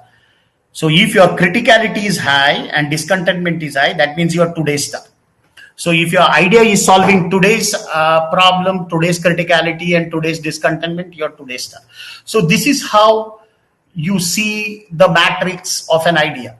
Once you know that this is how, that is how you need to prepare your business. Because if you're today's star, you need to go into the market immediately. Okay, because someone else will come and whitewash the market. So when you build your business, you need to exactly know what problem you're solving. Is this problem of tomorrow? Is this problem they don't understand? So I need to innovate and educate them. If this is tomorrow's star, then how do I position my product, service accordingly? So these are the things that gives you an idea to prepare a business model, business plan. So let me cover into the next area. So that's how you put your idea into a structured way. So next and most important, what you do after idea validation is, normally people think it's my idea and I have to run the show. Because if I share, someone will take it. That's the biggest problem. We try to overprotect our idea. The best way is to find co-founders and complementary skills so that my idea blossoms into a very big business. Now, most of the businesses are inside, they are very close chested, and that's why they don't blossom up. The more people, the more fantastic team you have. Now when you say team, it doesn't mean my next door neighbor or my close friend. He may be a good friend but not a good business partner. So once you know what your idea is, what's your problem, what's the solution, how you are going to approach, you exactly know your areas of weakness. So a founder who understands his areas of weakness and is a leader complements it by bringing in teammates who can eliminate those weaknesses and build a business. Normally people think my idea is great and I don't need to circulate those ideas because someone will copy it. Believe me, there are hundreds and thousands and lakhs of ideas that die every day because of this thought. So the most important thing is identifying a co-founder who has complementary skills. The first thing that you could do is find among your college mates, among your workmates, colleagues, if they have right complementary skills, they align to your vision. And the next most important thing is they align to your purpose statement, why you're doing this business. Now, there are businesses that are done for various other objectives. Money cannot be the objective. Money is a residual part. If you put money ahead of the vehicle, your business is sure to crash. So if you put value ahead as your running horses, definitely you're going to get the right money. So you need to build a purpose statement and principles which your co-founders need to agree to. They also need to agree to your vision, mission, and goal, which mission and goal could be tweaked with the team, and the strategy could be tweaked with the team. But the most important thing is they need to come across commonly to the purpose statement and the principles of doing business. Transparency, trust, because trust people call it very casually, but it doesn't come overnight. It has to evolve with every decision and action that people take. So a lot of very things that are underlying under the carpets needs to come out before you build your company or your idea into a company. So that's how you first do once you have an idea, and then get crashing and build a business plan. Now, most of these guys in the youngsters, they think business plan is a pain. Plan is a sense of direction. Plan is not what exactly you're going to do. When we call forecast and reality, forecast is always a forecast. It could be right, it could be wrong. Business plan gives team a bonding, also gives an understanding how are we going to grow and how decision processes are going to make. So business plan also gives an understanding to investors, because your co-founders are going to invest their time and energy into the company. You are going to invest your time, money, and energy into the company. And if you don't know exactly which direction you are going to go, what are the risks that you have, how are you going to modulate it with a business plan, you are entering into a very high risk zone. So in India, most of the 9 out of 10 startups close down because they don't work on their business plan in detail. So this is one piece of mind that I would like to leave it to you all youngsters, that nothing is easy, but everything is possible, provided you have a structured way of thinking. There is no shortcut. Okay, everything has its own methodology, and use your common sense to drive things, and that will help you to build this model up. So to end this, I would like to say one thing. I told about problem, I told about a solution, then I told how to create idea. You have to understand one thing: you cannot find an answer with the same maturity you found the question. You can find a problem, but that doesn't mean you can find an answer. You must be seeing today's discourse in India. Everybody has the right to ask a question, but there are few guys who know what to do. So a guy to ask a question is the most easiest thing. The guy to find a solution requires a different kind of maturity. So you need to understand that finding a problem is one subset of your business. Finding a solution is the B subset of your business. And if you cannot solve the problem with same maturity, you cannot solve the problem with the same maturity with which you encountered it. So when you experience the problem, you need to have a different maturity to resolve it. That means implementation of your plan also requires a different kind of maturity. So entrepreneurship, which I spoke about, ideation, is about first having the maturity to find a problem, having the maturity to find the solution, and having the maturity to implement that solution. So this overall creates a box of an entrepreneur. So if somebody is not ready to listen, hear, and always thinks that whatever he's done is great, he's the first guy to lose out the battle. So if you're an entrepreneur, you need to be a good listener. You need to not jump to conclusions, and you need to be very patient to see, analyze, and decide. So with that, I end this, and I am ready for questions. So thanks a lot. Thank you so much, sir. Thank you so much. You gave the cake cut பண்ற மாதிரி ரொம்ப ஈஸியா like இதுக்கப்புறம் இத பண்ணு இதுக்கப்புறம் இத பண்ணு ரொம்ப கிளியரா சொல்லிட்டீங்க. So it's like super easy, like you just have to follow it, guys. Like it's like super easy. இதுக்கு அடுத்தது இந்த ஸ்டெப், இதுக்கு அடுத்தது இந்த ஸ்டெப், இதுக்கு அடுத்தது இந்த step. It's very easy. You just have to follow it. So wonderful session, sir. Thank you so much. Out of your experience, I could see the difference. Like it was so keen and clear. Like இதுக்கப்புறம் நீங்க market validate பண்ணுங்க, இதுக்கப்புறம் நீங்க business model பண்ணுங்க, இதுக்கப்புறம் co-founder. Superb. Thank you so much for the takeaway that you gave initially, and thank you so much for the time. And before everything, ellaru question கேக்கிறதுக்கு முன்னாடி, I wanted to ask, sir, can you share your journey, how the journey was? Can you share like the toughest part of your journey? அப்படின்னீங்கன்னா எந்த part வந்து நீங்க ரொம்ப டஃப்பான part நீங்க சொல்வீங்க sir? You need to excuse me for my Tamil because it's weak, so I will take your answers in English. The toughest part, you mean to start entrepreneurship was, I come from a middle class family, so you are supposed to always do a job and not start a business. Because there are a lot of commitments that our parents have. It's not that they are right or wrong, but every family has their own commitments to prove. So to break that jinx, I always thought that I need to do something on my own. Was the biggest bottleneck. I had to go against the wind. So that was the biggest challenge, I would say, in my life. And so how did you convince them, sir? That convincing part would have been a very toughest area as well. So how did you convince them? It's very difficult to convince people. It's basically if you believe in yourself and you feel that this is the journey that you want to, you just jump into it and you face the consequences yourself. You don't blame others for it. So my parents initially didn't have the support, but later on, when things started blossoming, they had no choice. So, see, at certain level, you don't have choices, right?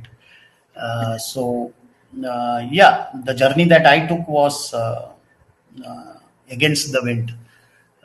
So, yeah. So, how would you choose, நம்ம பேசின மாதிரி, how would you choose the co-founder, sir? Co-founder identification would have been, as you said, he's not a neighbor, he's not a person who is going to be the person. How would you even choose? And did you have any experience or bad experience with the co-founder? Yeah, very. I think it's a question which everybody has. இதுல ரொம்ப important point இருக்கு. Co-founders are complementary skills in a company. When you start a business, say if I am good at technology, it doesn't mean I'm good at business.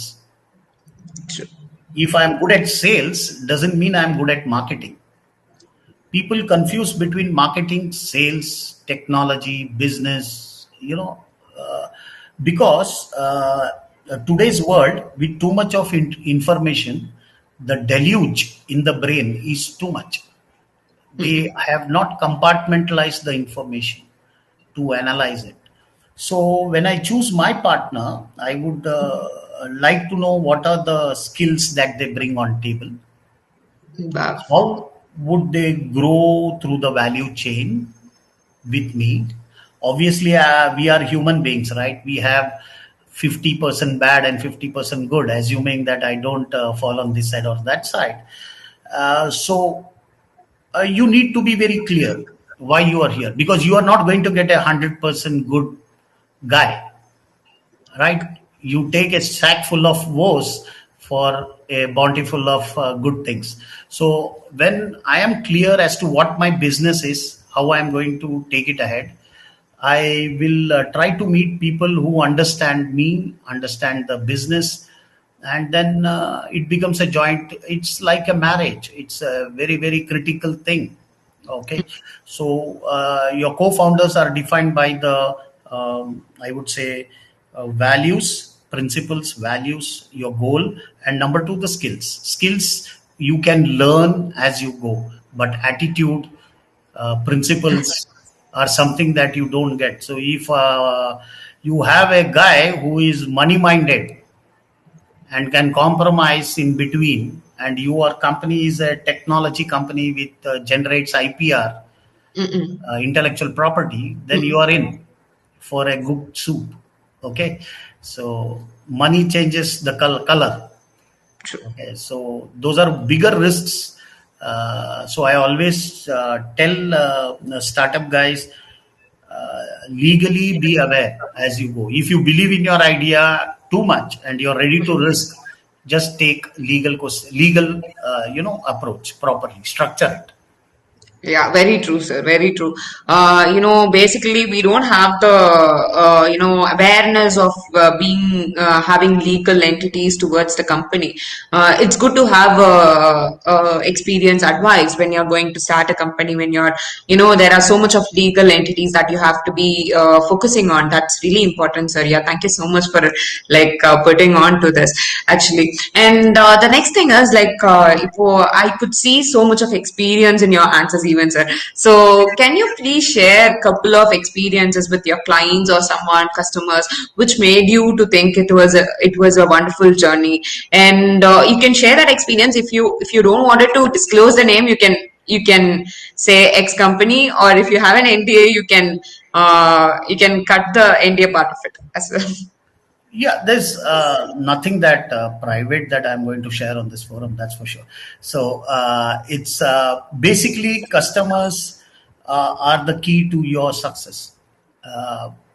You say if I'm initial part of my journey was more on a B2B. I was into ERPs for healthcare. That's hospitals, diagnostic centers, blood banks. So we used to have more than lots of people as customers. So the most important thing of a customer journey is to get them believe you that you are the right person you are a solution provider for them. So if they define a problem, uh, you are there to help them, and that's how you help them build the business in a B2B level. My initial stage was more about being their, support system. So once you build confidence, then you automatically get references, customers at a B2B level. And more or less at a B2C level, also, my next journey was in Amsterdam and in Dubai. So there also we could penetrate the market. So customers are the key, because if you are not solving their problem, your business doesn't exist. True. Okay, so you are existing because you are trying to solve somebody's problem.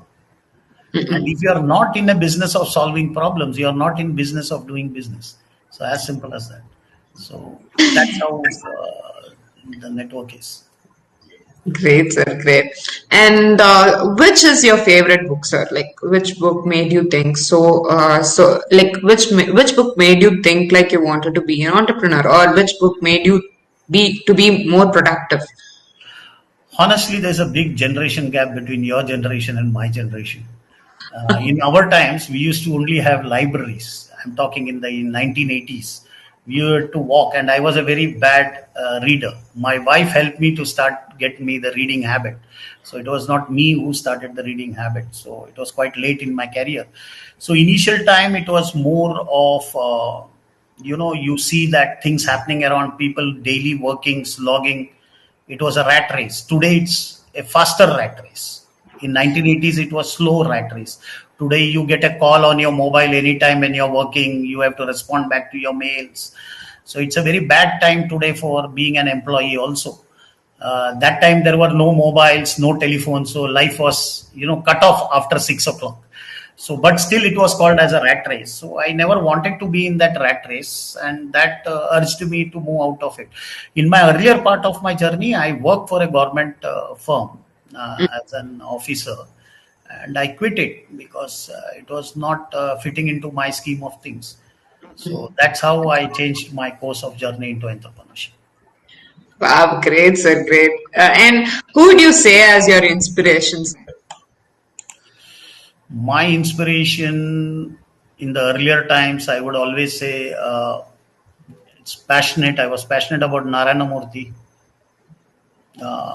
The way he built his company from a middle class thought process to a huge, he looked at future opportunity of IT. He was working with Patnis, and from there he moved, and his wife Sudha Murthy. So they are great inspirators. Nandan Nilekani is another great inspiration. Azim Premji, from sunflower oil to IT. You could even think when he was making sunflower oil. I don't know whether these young generations know. IT never existed that time, and he was making sunflower oil. So he smelled an opportunity, and he built such a large company called Wipro. A lot of Indian entrepreneurs. You have to understand that we, as an entrepreneur, when we compare ourselves with the Silicon Valley or some other, our doing business in India is very, very tough. Very true. It's very tough. We have a lot of challenges that are quite different from the external world, and so our people who have come up in our Indian business ecosystem, there are quite a few in Coimbatore itself who have come up against a lot of odds, and I read their history now. I really feel odd how they would have thought in 1960s to build such a big organization. So they're great followers. We need to learn from them. And I think the most important thing is we need to unlearn the Western way of doing business. Well said, sir. Well The said. Indian way of doing business, and we need to unlearn things. Unlearning is the most important fact of life. If you unlearn only, you will learn new things. So I think that's the most important aspect I would leave the kids with to learn from. That's that's very true, sir. That's a very new concept. Why don't you share a few more couple of information about unlearning, because that will be definitely useful for our kids as well. So let me give you an example.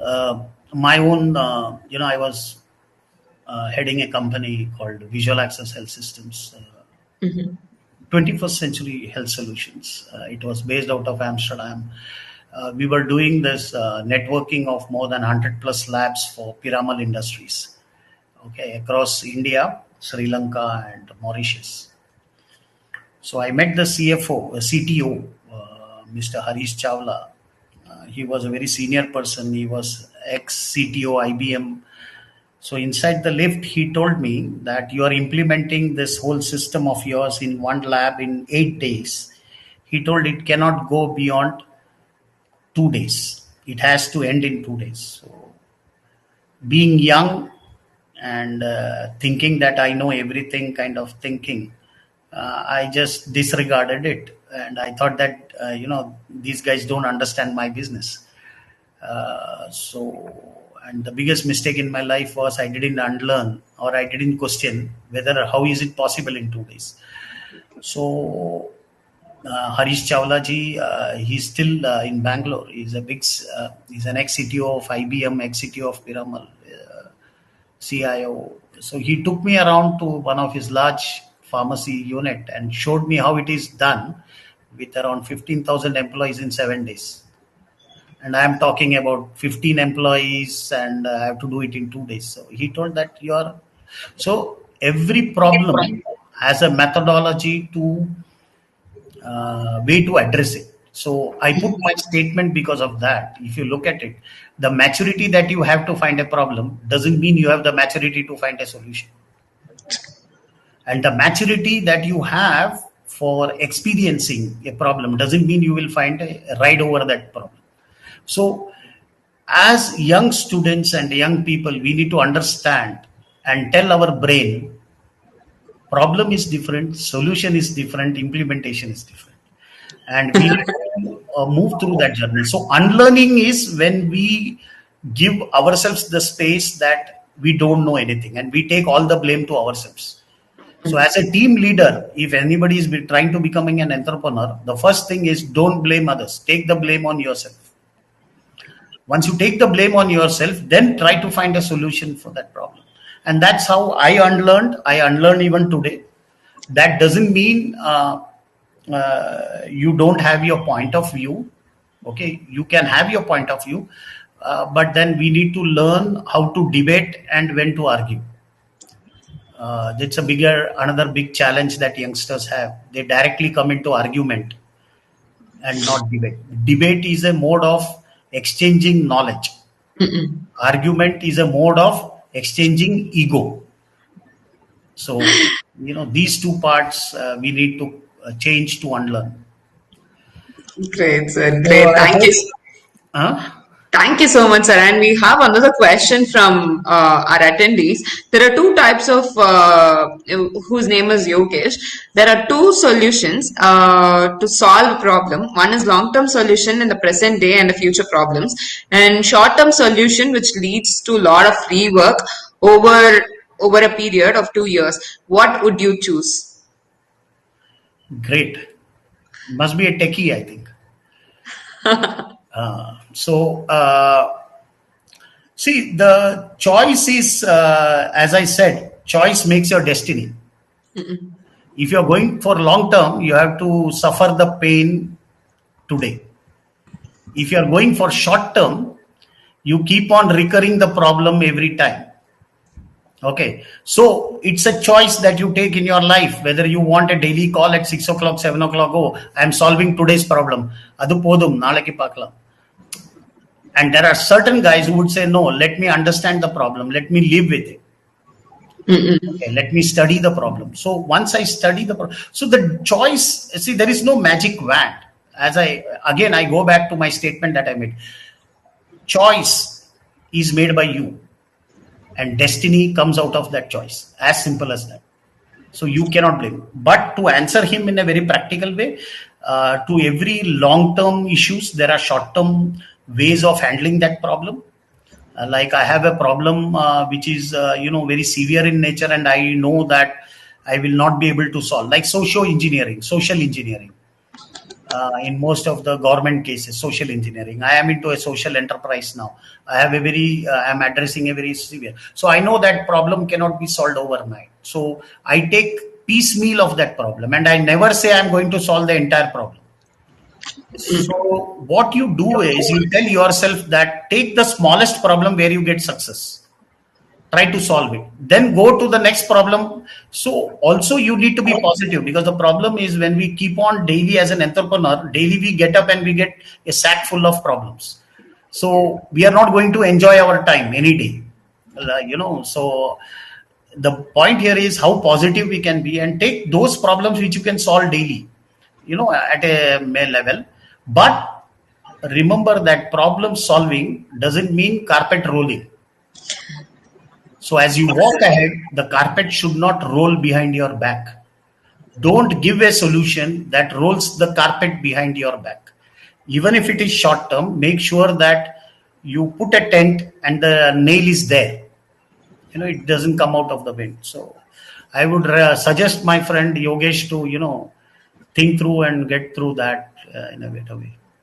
Great, sir. Thank you so much. Thank you so much for joining us today. And it has been a so great learning curve that you gave us today.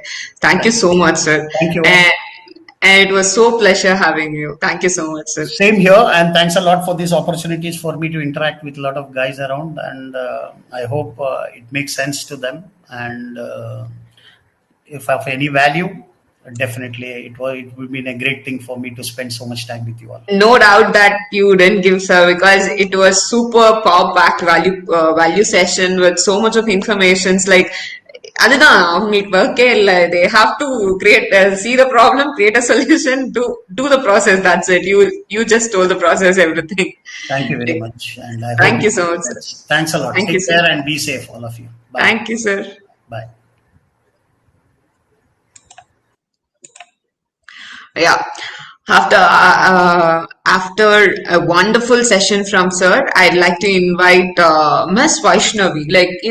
I've seen her very few times, but you know what? She was so inspiring, and ஒரு women இவ்ளோ நல்லா ஒரு education இண்டஸ்ட்ரியை rule பண்ண முடியுமா அப்படின்னு நான் யோசிச்சதுலான்ட்டு she is doing a wonderful work in this thing. So what she is doing அப்படின்னு நம்ம எடுத்துக்கிட்டோம்னா, நெக்ஸ்ட் நம்மளோட ஸ்பீக்கர் வந்து வைஷ்ணவின்றவங்க தான். ஸோ அவங்க என்ன பண்ணிட்டு இருக்காங்க அப்படின்னு எடுத்துக்கிட்டோம்னா, her journey was like this.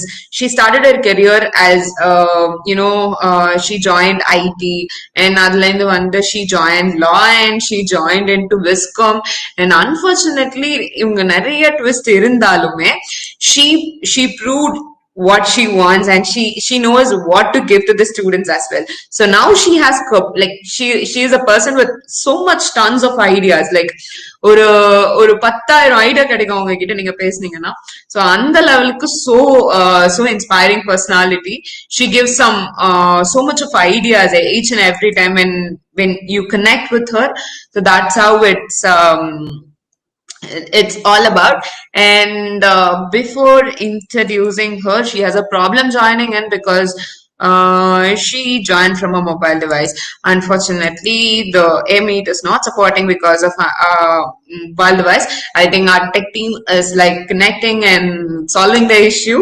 So before that, I would insist you to add your attendance and share. Yeah. Thank you so much, ma'am, for the comment as well. And if you wanted to understand, if you wanted to know about any particular problem, you can comment that as well. And coming to the point, you can also comment your attendance, so that I'll also post you the attendance link over here, so that you can add the attendance, so that you'll get the attendance.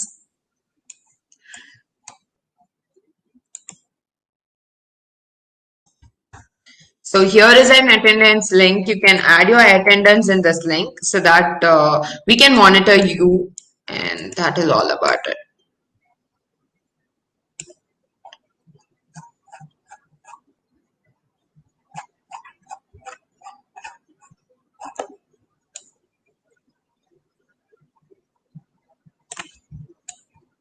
Actually, we planned for another session with sir, and unfortunately, sir is not feeling well today.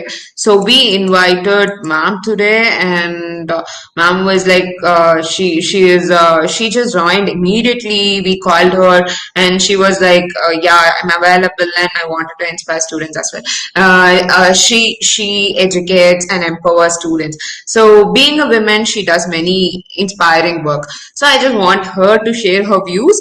Before that, I'm just giving you 5 second break, and I just wanted to check in the back end if the tech is properly going. So I'll just give a check in just 5 seconds and catch you all in just 5 seconds.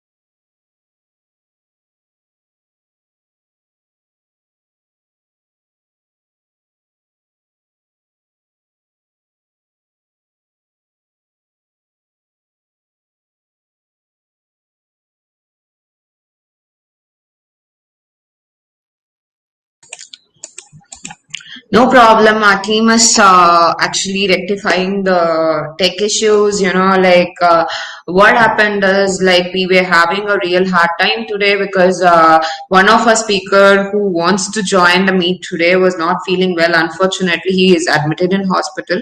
So what we did is we connected with another speaker, so she can inspire you, she can educate you with it.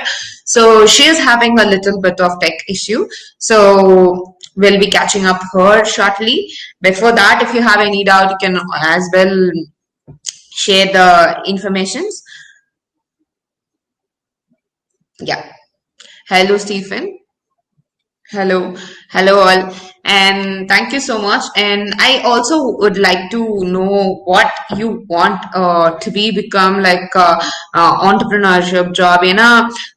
Maximum வந்துட்டு to be frank, we don't have the exposure of what entrepreneurship ecosystem is and what we do and all those things, what entrepreneurially how ecosystem works and how what are the benefits entrepreneurship has. And there are different types of benefits entrepreneurship has and job doesn't have, and there are a couple of benefits where job is better and entrepreneurship is better. Each of it has its own goods and bads. And so what would you choose to be? So rather than being financial stability and stuff, what would you want yourself to be in next 10 years is what my question is. You can text me, we can interact and have a interaction between you and me so that the speaker can join in between.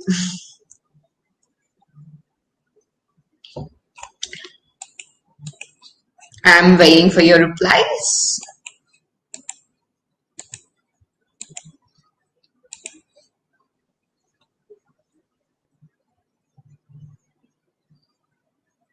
Reshmi, why don't you say your ideas? Hello, my Willy. So you belong to Tamil department. Tamil department இருக்கீங்களா? Nice. So why don't you share your ideas as well?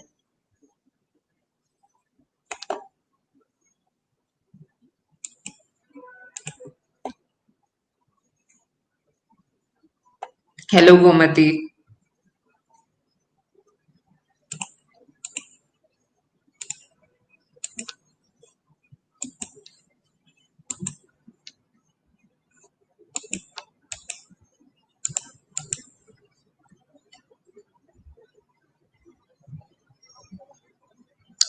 So let's have a little of music then.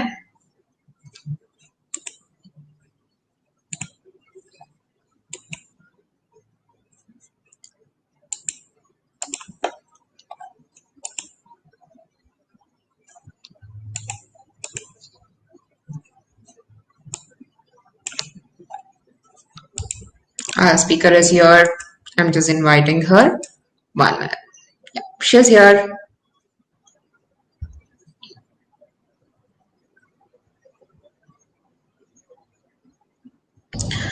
Good evening. Sorry, good afternoon, ma'am. How are you?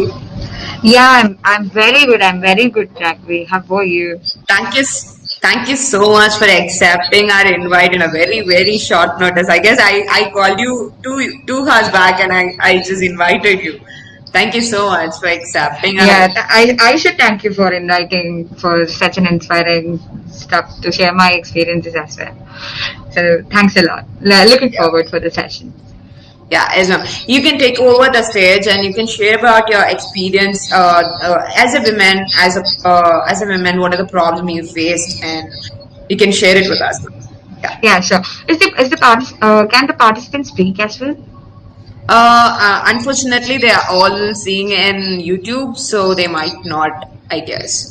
But they can still ask the questions in the chat and they can interact with you, ma'am. All right. So I'll go with the presentation mode. Yeah. Thank you so much.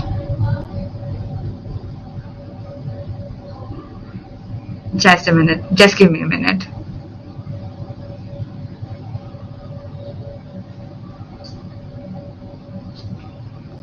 Yeah. Is my screen visible? Yeah. Yeah. Is my screen visible? Yeah. Yeah. Yes, ma'am. Thank you. Yeah, thank you so much. So one thing that I wanted to talk about women entrepreneurship is that we should not be gender biased on the first case. Imagine if you're calling it as a men entrepreneurship. Isn't it dumb? So we should call it entrepreneurship. But unfortunately, there are few women who are playing these roles. Like take it you or take it me or take it somebody else who's picking up this kind of thing in their life instead of playing it safe. So that is why we're calling it women entrepreneurship. But it is not well perceived nowadays because it has to be just entrepreneurship, and that is what is the title of today's talk. And please forgive me if it is all unprepared because of the short notice. So sorry. And let me introduce myself as well. So I'm Vaishnavi, who runs two edtech companies called is Cosmic One Competitive Exams Institute, and I'm Jeannie. As well as I'm Nation's Top 30 Social Innovators by Youth Collab, a joint initiative by Niti Aayog and UNDP. So this is me again. This is a certification of appreciation they gave me. Right. So when it comes to women entrepreneurship, there are so many myths I wanted to clarify today. That we cannot survive in heavy competition. You know, when it is a well-received environment, well-received partners with you, then the journey becomes easy. Or else, women face more myths and more obstacles than men face in real life. So one is a myth that everybody that I've spoke with so many women entrepreneurs out there, and I've connected with so many women out there who kept on telling me the myths that they have to overcome it. So the topmost among them was the heavy competition. All the women have been advised that there is being a heavy competition. Please ditch your idea. It's not going to work out. So you cannot play in such an environment where the prevailing competition is very high. That's not true. Don't believe them. There is going to be competition, but still, when your idea is unique, when you're persistent, when you're strong enough to hold your heads high, it's not that big or something to dwell upon. There is going to be competition, but you women are definitely going to come up through it. Next, tech make all the differences. Believe me or not, I'm not a tech savvy. Or so many entrepreneurs or our host or our honorable host is not a tech savvy. We all believe in us, not in the tech. Tech is always not about us. We've been taking inspiration all from nature, everything. But again, we think that tech makes all the differences. Maybe the wheel, starting from the wheel, the fire, now to the artificial intelligence, nothing is over the nature. Right? If there is one pandemic, if there is one tsunami, if there is one asteroid strike, just think of it. Tech is not going to make any difference. It's going to be the nature. The next thing that I believe solely is that your thoughts is always about the tech. Just keep that one thing in mind and do break the myth is that the thought makes all the difference. It's not the tech. Even Steve Jobs was not a tech savvy, right? It was his ideas. Think of leaders. Think of so many leaders who were technical persons. They were countable, 1, 2, 3, 4. Maybe 1, 2. Why I told that is because they're all strong in thoughts and not in tech. So break the myth. Tech doesn't make all the difference. It's the thought that makes the difference. It's the perseverance that makes the difference. Right. And once you start, you cannot exist. You cannot exit or you cannot never stop. Being a woman, even I have heard about this a lot many times. Saying that you will be having a family, you will be having so and so, and how are you going to manage it if you're going to one start? Either you're going to fail it or you cannot exit from that. Never. Being in a startup environment, we enter into a startup only after deciding our exit strategy. That all those things will be taken care, I think, on the coming up days or in the finished days. I think being in immediate speaker, I wasn't following the events, so sorry for that. But you'll be taught on the exit strategies by these amazing guys. So just don't worry, you can even stop or get out of your company whenever you want. But the thing is, you have to be clear. Next, everybody will discourage you. Seriously, this one myth always has surrounded me. They've told me that I've been surrounded by good people and that is the only reason I've been coming up and up. And exactly, yes. If that is the scenario for me, why not it cannot be to you? Just think of it. Not everybody will discourage you. If your idea is wrong, if you're being an egoist, if you're not learning something, then you will be getting discouraged. Believe me, there are tons and tons of people who will motivate every guy, every woman to come up and pursue entrepreneurship, like we do today, like we do tomorrow. Right? There are so many mentors, there are so many selfless people who will come to you to guide you to be a woman entrepreneur, to be an entrepreneur, of course. Not only it is subject to women, it is subject to everybody. But when it comes to women, we take the responsibilities, we are made to take the responsibilities of so many things. That's where we'll get this discouragement and stuff. When it comes to everybody will discourage your stuff, please cut off the person who says you that on the first place. When he says or she says that everybody is going to discourage you, he or she will be the first person who will do that. So cut off them and break up with somebody who's not your girlfriend and boyfriend. Even if it's your good friend or even an evil thought person, please do cut them off your life. That is how you will get encouraged, right? And motivation is something which has to be rest in self. You cannot go and search for motivation outside. It is inside you. Sit, deep dive into you. That's where you find yourself, what's your power, and that's where your empowerment begins. So definitely, not everybody is going to discourage you. Even if they discourage, it's your idea, it's not you. So be persistent, build on new ideas, come up and again like a phoenix. Right. You cannot take care of your family. No, that's not right. We take care of our family. We can take care of ourselves. Now, also there will be myth like you cannot take care of yourself if you are somebody who loves makeup, or if you are somebody who takes care of you too much. Then they'll say if you are going to start your entrepreneurship and you are even the things become more worse if you're not unmarried. People will say, okay, if you're going to get married, you'll get out of the business. You cannot take care of yourself. You cannot take care of your babies. You cannot take care of your family. First, why should I take all the responsibilities? That is the one single question you have to shoot back to them. And to break the myth, just share the responsibilities. Everything becomes easy and falls into the place. So definitely you can take care of your family. It's just you who is going to manage your time. We all live once. So just break the myth, come forward. Even if the listeners are good enough and has a heavy head, come up with a solution for that. The world needs it. Not only women, even the men. There are men who takes care of your family. So we want solutions for that. Come up with that. So break the myth, of course. And you have to compromise with your dignity. This is the thing. Right. Excuse me. Alright. So you have to compromise on your dignity. Just give me a minute.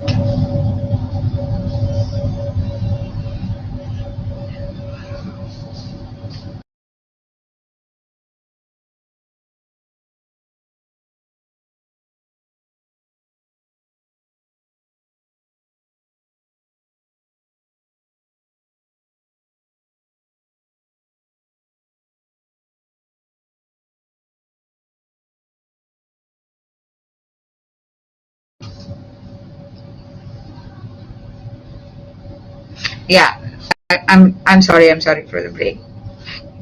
I'm sorry. Right. So I stopped at you should compromise on your dignity. Actually, that's not the true thing, right? I think the viewers know what is the meaning of what I say. So being a woman, we hear it a lot many times. Lot many times. People say that we have to compromise the dignity to reach heights, but that's not true. Who told you? Keep your head high, keep your dignity strong. So that is how you grow, really. Right? You don't have to have a male partner. You don't even have to have a co-founder to shine. It's just your inner world. It's just your fire within you. So that is what is going to make you shine. You never ever have to compromise your dignity. But you should compromise your ego when it comes to your idea, when it comes to your sharing, when it comes to your caring stuff for your entrepreneurship, when it comes to leadership quality. Then you have to compromise your ego, but never, ever, or you have to compromise your dignity. Right. So the next one myth that is most probably heard by us is male-led companies yield better results. No, not really. Also, for example, we hear so many people who says male drives well, right? They drive the cars well, they drive the bikes well. Yes, because they've been doing it like for centuries. They've been doing this past generations. We're just doing it now. Who cares? So we'll pass on a legacy to the coming generations. So that is how they grow, we grow, and this does grow, right? So don't worry. Maybe because there are more males when compared to females, they could do the comparison with. So that is why comparatively their count is high. That doesn't mean that male-led companies yield better results. So women or men are equal when it comes to the thought process. So only the implementation makes sense. So it is not the male or female. It's just the leadership quality which will yield the better results. So just don't worry if people are saying that. We are encouraging more women to come up. So we'll see what happens next. Right. When it comes to entrepreneurship or women entrepreneurship, there are something do's and don'ts that I've been learning all through my journey. So do's is to believe in yourself, even if the world is against you. So that is why I wanted to break the myths on the first place. So believe in yourself. Who else want to? There's tons and tons of stories in the internet which will make you to believe in yourself. Even cancer patients, tumor patients who's gonna die in place can live for nearly 40 years after their date has been done. Is because of their confidence. It's because of their persistence. It's something we believe. It's not something others believe in. So when I was attending some series of boot camps and stuff, my mentors have told me, even if we are getting rejected, it is not because we are getting rejected of us. It's just the idea which is getting rejected. So show them the proof. That's it. Everybody is going to believe you. Show them the traction. That's it. So that's how everybody is going to believe you. Another one thing that I've been dwelling on my life is that nobody is going to believe in you until you show them the results. So they don't want something what we do, what we struggle, what we are doing upon. Nothing they need. All they need is numbers. All they need is results. So when you show results, everybody is eventually going to believe in you. But the first thing you have to do is to believe in yourself. It's the first thing you could ever do to yourself good, right? So believe in yourself. First thing in entrepreneurship, not only in entrepreneurship, even in life, but when it comes to entrepreneurship journey, this is the first two that I've learned. And don't feel lazy. Of course, we all love to be lazy, but keep it in mind, if you're going to be lazy, it's not going to work. If you're going to do something like, okay, I'll postpone it for tomorrow, I'll postpone it for day after tomorrow, no, it's not going to work. If you're going to do that, please share your work with somebody else. Please find a team who will do it for you, right? Maybe because if you're feeling lazy to do your work, then it is not interesting to you, right? It is not at all interesting to you. So that don't go behind that idea, right? So if you wanted to feel motivated every day, if you wanted to do something you love, then you won't feel lazy. Though you have a very good idea, you have a very good interesting stuff in your hand, and you're feeling lazy, and don't do it, right? So feel energetic every day, at least pretend to be energetic. Next, doubt your skills and learn more. So this is one do that everybody has to do in their life. So doubting your skills while and often is okay. So if you're thinking in your life that, oh my God, I'm not having enough skills to do what I want. I know what I have to be, but I don't know how to do it because I don't have the skill. When you doubt your skill, that's how you grow. But the thing is, there are two kinds of people who will doubt their skills. The one who will keep on blaming themselves, the environment, keep on blaming. They'll blame the environment, they'll blame the government, they'll blame the people who are surrounding them, they'll blame everybody for the skill they don't know or the opportunity that's not being given to them. The next person who feels low about their unscaling or not being skilled will get into the ground, learn the skill, shine all the way. So those are the people who becomes leaders. Those are the people who becomes true entrepreneurs, right? So doubting your skill is completely okay, but that is what will decide who are you going to be. So learn more. That is how you become a true entrepreneur, right? Nobody is born with skills. We all acquire them on the go. So don't worry. Next, be stubborn. It's okay. If people say you're too stubborn, you're not giving, you're not so much into these kind mode, not needed, right? Be stubborn in what you believe. It is not about the thing that you're going to be stubborn on your ego. It's something on your idea, right? Sorry for my throat. It is being recovering these days, right? Be stubborn on your idea. Be stubborn on your implementation process. You don't have to forgive yourself for somebody who doesn't even know you, for somebody who doesn't even believe in you, right? There are going to be people who is going to change your spinal cord into your pelvic bone. It's okay. They'll be your mentors, right? They'll show you the right path. They're different from evil people, right? They'll pull you against your idea. They'll copy yours. They'll do something better than you even. So what you have to be is to be stubborn to those people. We're all not somebody who forgives everybody, right? We forgive for our goodness, not for them, right? If forgiving is not good to us, don't do it. Be stubborn. Next, it's okay to miss the chores, Miss or Mrs. Women, right?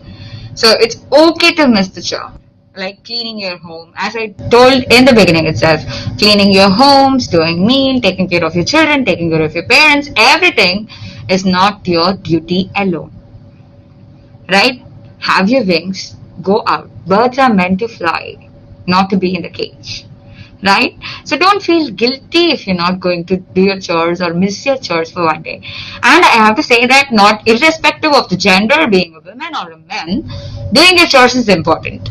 Keeping your environment clean is very important, right? But it's okay if it is only you who is going to do that, and it is okay if you're not doing that. One day or 2 days when it is good for your entrepreneurship journey, believe me, you'll cherish it after that. We keep paid maids to do that, to do those works. What are we getting? We're just getting out of our entrepreneurship journey. So just don't feel guilty about it. Let it go. We'll stand high, held high, and create employment on that basis, or we'll share our responsibilities, as I said before. So it's okay to miss your chores. Next, have a big vision and drive towards it. What do I mean when I say this? Having a big vision. What do I mean? Your vision should not be contained within a college or within your demography or within something which counts less. For example, if your vision is to earn 1 lakh rupees, it's not a vision at all. It will happen in fraction of seconds. If your goals, if your implementation strategy, if your idea is good, right? So your vision should be big enough that it serves at least 1 crore people, right? Be it in a selected demography, be it in selected gender, be it in selected,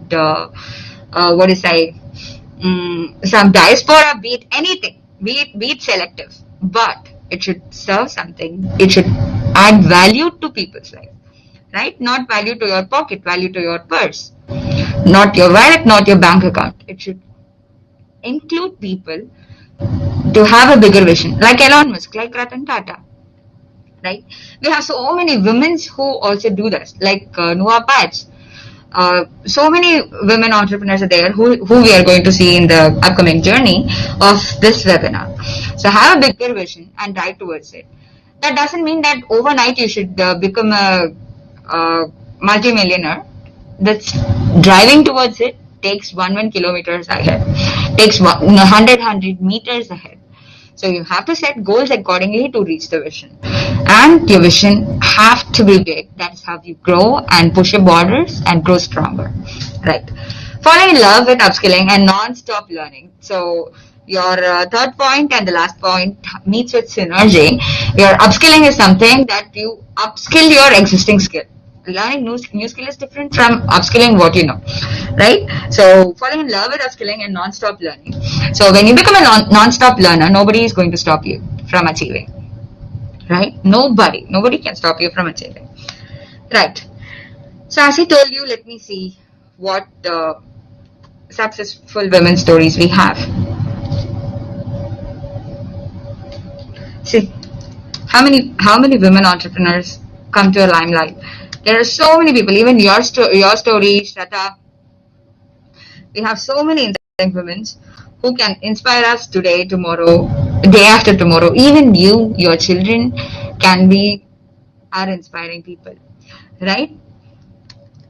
Aditi Gupta, co-founder of Measurepedia. I'll just mention the name because you'll get to.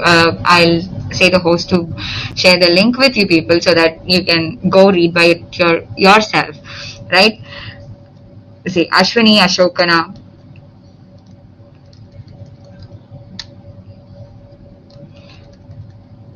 There are so many people like this.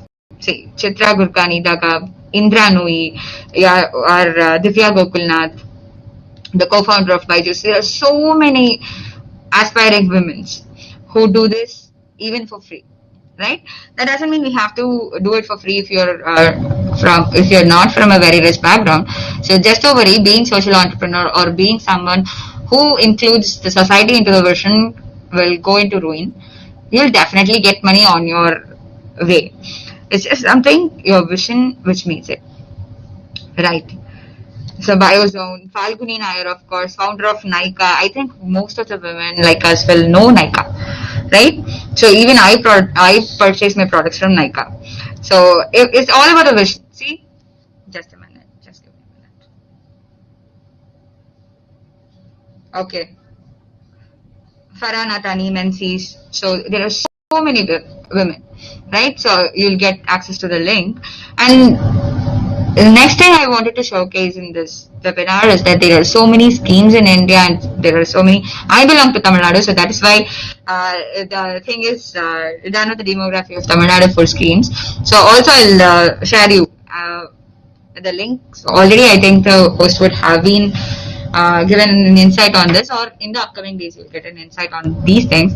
So there are a lot of schemes in India which boost women entrepreneurship and schemes in Tamil Nadu which boost entrepreneurship. So due to the time constraint, I afraid that we cannot do that. So as I told you, it's not going to be discouraging. It's going to be very encouraging journey. The only thing is you have to be persistent. You have to face the failures. So being an entrepreneur, you don't have to do constantly listening to others. It's okay to listen to shape your idea. It's okay to get mentored, but when you're getting dominated, right?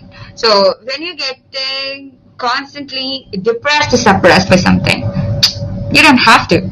You don't have to listen to others constantly. Just listen to your inner thing.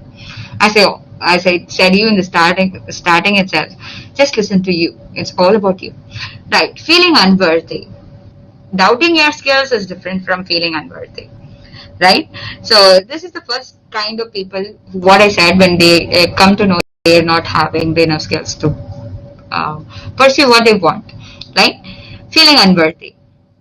Not necessary at all. You shouldn't feel unworthy. That is what I told you in the do's. Do what you have to do.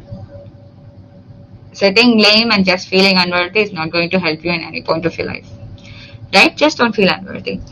Falling in false sweetness. They'll call you all the things in the world which is very sweet, but the motive behind it is not going to be very productive. So fall for productiveness, not for false sweetness, right? So beauty doesn't count. Your good habits doesn't count when it comes to uprising. When somebody criticizes you, that is where real growth begins, right? So when somebody criticizes you for your work, when somebody criticizes for the policy you maintain to make monetization, that is how you grow. You break the myth, you grow, right? So false sweetness is not going to take you anywhere. So just don't fall for false sweetness. Next, always complain others and outer factors. You know what's going wrong within you. Then why do you want to complain others? If you are sitting and watching this webinar, or if you're going to access it even after, just think about it. If you're going to blame on others, what is the contribution from your side? What have you done to mitigate the problem, to stop it? See, I come from a background where I wasn't allowed even to make up my eyes. Alright? So I stood for myself. I had a very long hair. So I wasn't allowed to cut it even. Right? So they wanted me to be like that. But I wanted something else in my life. So I stood for what I want. When it is right, when it is correct, when it is not harming others, why do you want to blame others? No, just stop it. They're going to do it every single time. You know what you want. So stop blaming others. Start doing what you want. It is not being adamant. It is just standing up for which is right.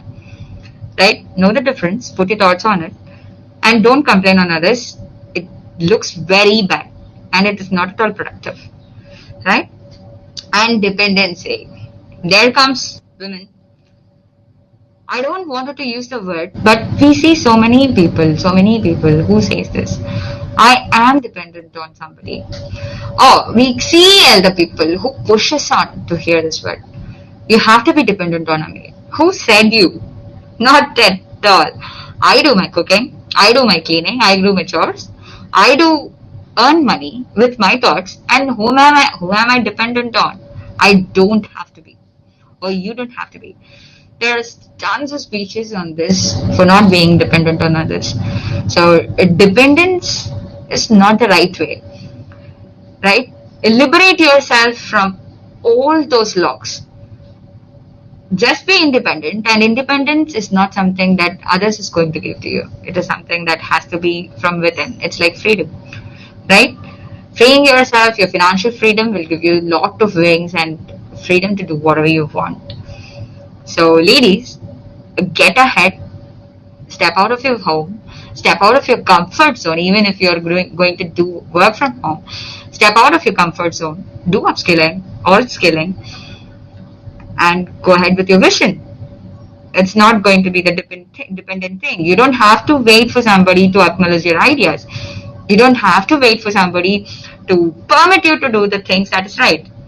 Right? Stand up for yourself. Be adamant in doing right things. And believe me or not, after you do things that is right, after you achieve something on the same space, that is where you get acknowledged. That is where the same people who said you shouldn't do this, you shouldn't do that, will stand in your back to support the same stuff. They'll be on your side when you prove that. So don't depend on anybody. That is something that any entrepreneur should not do. So depending on somebody to do the work, depending on somebody to do your works, manage your time. Go ahead. Right. This is not the right time to start. Thinking that this is not the right time to start. That's not going to work at all. If at all not, this is the right time, which is the right time. So again, one thought even I have so many thoughts I dwell on each day. So one similar thought is that I forgot. Sorry. Right. So saying that this is not the right time to start, I was thinking and I thought I got some of the thoughts as well. So sorry for that. So thinking not this is not the right time to start. It's not the right thing to dwell on. If at all not this time, you're not going to get the thought again. Okay, I got the point what I wanted to say. Again. So this happens. Okay, let's jump on to the next point, and I'll come to that after my minds get into that. So we have parallelly 10 to 15 tabs open at the same time, and suddenly my brain has got into the 15th tab. So alright. So the next point, I dwell with a proverb every day, and I forgot now. I have it in the throat and it is not coming out. So let's go to the next point. Ignorance is the mother of failure. Of course. So everybody would have told you that. I cannot stop laughing because of my ignorance right now. Right. So it is saying something. The universe is conveying me something on that, right?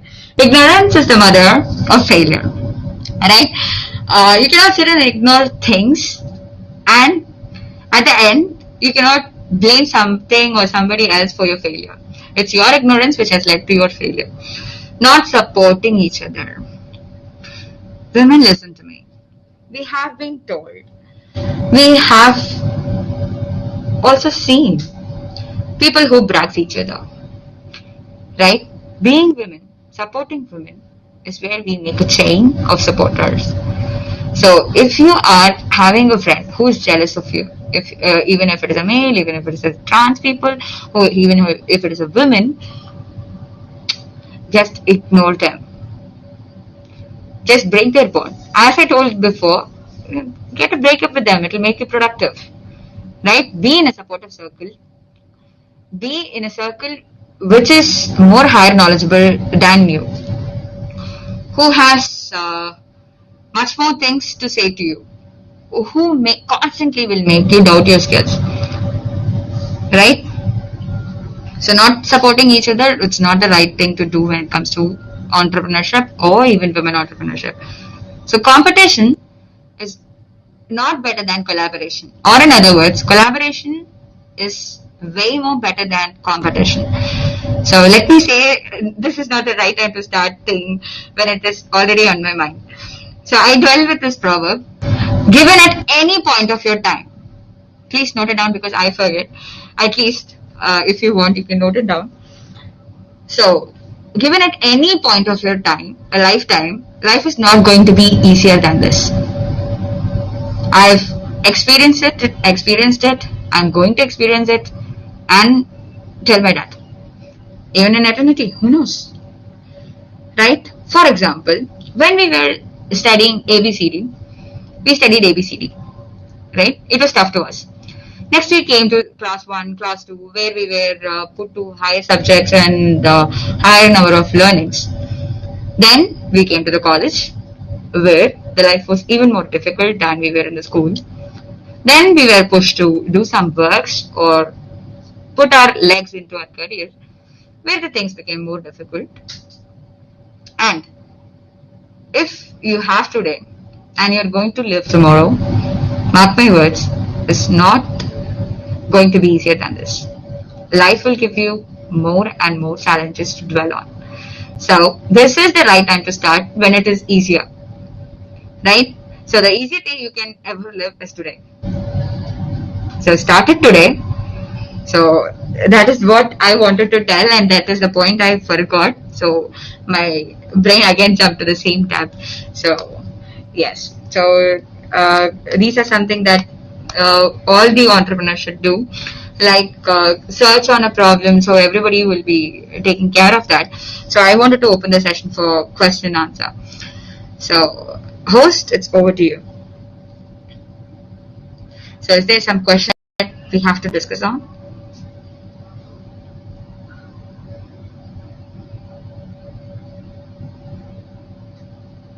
Host, are you there? Ms. Shivaragvi? Yeah, am I audible? Sorry, it was in hide mode. I'm sorry. I was speaking and I was not able to interact. I'm really sorry. Yeah. That's so sweet. Yeah, I just wanted to open the session, so I just concluded and I wanted to open the session for question answer. Great. Yeah. So here we are open for all the questions, and as well as thank you so much, ma'am. Like you have been so good in person as well. So you got connected in just 2 hours back, and like, yeah, I wanted to help people out. I wanted to help students out, and you joined the session. And thank you so much. My hearty thanks, like from the bottom of my heart, I'd like to say I'm really thankful, and I'm really happy to see a person like you. And though you are in a good position in your life, and you still be so generous, I'm so much thankful to you, and thank you so much, ma'am. Yeah, I'd like to ask a couple of questions to you. Like, what's your favorite book? It's Ponniyin Selvan, actually. Yeah, why? I love those characters and the way the things move on. And the next favorite is Khalid Hussein's Kite Runner. who runs Wow. behind his thoughts. So these are two favorite books of mine that I dwell upon. And I love the character Pungurali, which is very, very liberating. Everybody should read Ponniyin Selvan, of course. Great. But I'm really sorry I've never read that book, but I'll definitely do that. Yeah, I'm going to definitely. Audible just right away. Yeah, I'll just share you the link. Thank you so much, ma'am. Thank you so much. Hope students enjoy the session. I'm looking for, yeah, here is a question, ma'am. How to balance family and your how to balance family and the profession? This is the question that rose, ma'am. All right. So how do you balance your cycle when it has two wheels? So the same thing. Sit in the center. Maintain the equilibrium. So that is how you balance the both. And share your responsibilities, as I already told you. So share the responsibilities, be at equilibrium, and everything will fall into place. Great. Then, so being in equilibrium is a huge process, though. Exactly. It's a huge tougher task. So you know. we fall often, but we learn to do that eventually. So how did you came to that position, ma'am? Like, how did you attain the We equilibrium? struggle. So that's very easy. That is the essence. Great. We struggle doing that. Nice, ma'am. Thank you so much. Thank you so much for having you here. And Thank you so students, much. thank you. So, students, thank you so much for joining our session today, as well as it was a great session having you all, and especially Kalai Selvi ma'am. She helped end to end for every operations. Thank you so much, Kalai Selvi ma'am, and as well as thank you Vaishnavi ma'am, and thank you all the students over here. And we'll be having the next session by 2 o'clock, and we'll all catch up by 2 o'clock. Thank you so much. Yeah, thank you. Thank you so much for the wonderful opportunity. Thank you.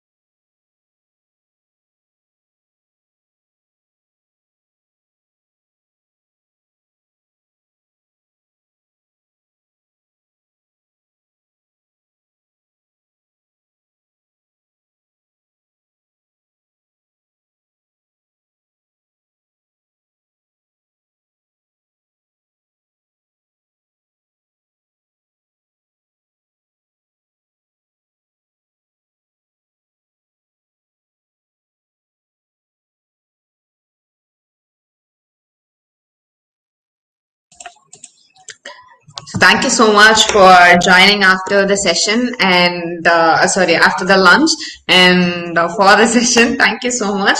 Hope you all had a good, healthy lunch now. And here we go. Our speaker is here. Before introducing him, I'd like to thank AIC, FAME, Sociopotence, and as well as Sociopotence, and as well as Grad Rise and our college, especially Gopi College of Arts and Science.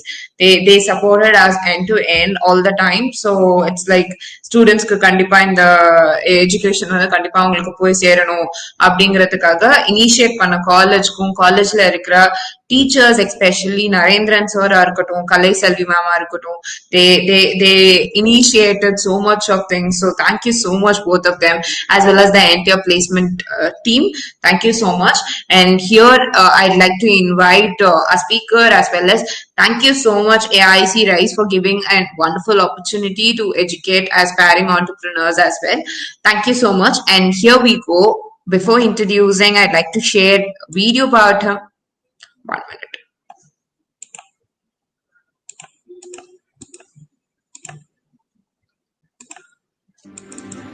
Startup Culture presents Let's Startup 3.0.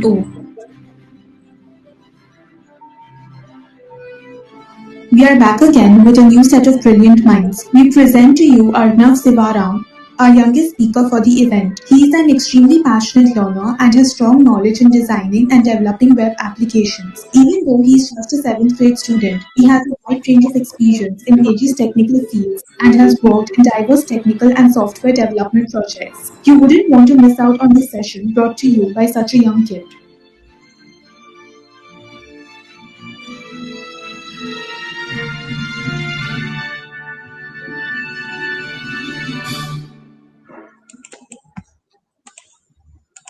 Thank you so much, sir, for joining our session. And before you starting the session, I'd like to inform one more thing. I'll be sharing the attendance link in the chat. So make sure that you all have your attendance and make it filled. And people who wants the certificate for the session, please do fill the other form, which ma'am will be sharing it to you. And as well as people who wants to get into the startup program. அதாவது நாங்க சொல்லியிருந்தோம்ல initial அந்த program start பண்றதுக்கு முன்னாடி 20 peopleக்கு we are going to educate them and help them and make them a fundamental model. Startup வந்துட்டு ஒரு உண்மையான ஸ்டார்ட்அப்பை create பண்ணணும். Rather than being all these session, we want you students to start up and start your entrepreneurship career right immediately after you right immediately, like இப்பவே நீங்க college படிக்கும் போதே ஆரம்பிக்கணுங்கிறதுக்காக we are providing an international communities program, startup program, student program கொடுக்கிறோம், which is startup grinds program. And we are going to allot you, we wanted to select the 20 students out of it, so we'd like to have an examination for it. So make sure that you attend the examination as well as to get the certificate, fill the other form which will be given by the ma'am. Yeah, thank you so much. And sir, stage is on you. Sorry, I took a little bit of time from yours. It's okay, Raghuvi. Am I audible? Yeah, you're audible, sir. And we are on live as well. Okay, sure. Yes, sir. Just sharing my screen. I'll start with the presentation. Sure, sir.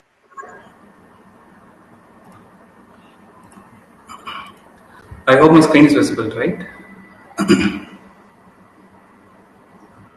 Yes, sir, your screen is visible. Okay. So first I want to thank Startup Culture and Raghavi and Satya for inviting for me this to event. So it's been I've been into this particular startup industry or into entrepreneurship for almost like just 2 years before I started. But getting invited to such an event is always a blessing. And just first want to thank whoever is the sponsors and whoever has contributed in making this happen, right?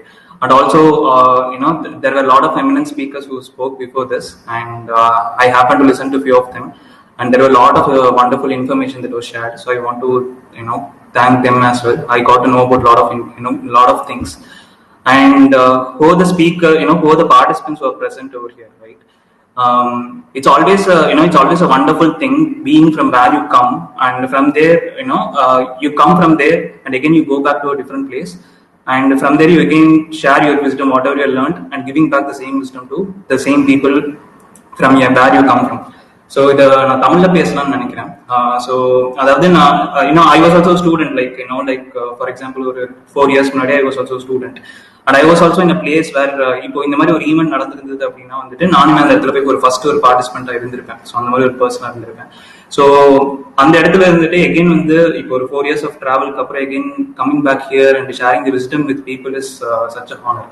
So I just want to thank for this opportunity first, right? So about me, I just want to give a short intro about me. So I completed my engineering, and after that I was working in in corporate sector for almost like a brief stint I had in corporate sector for 2 years.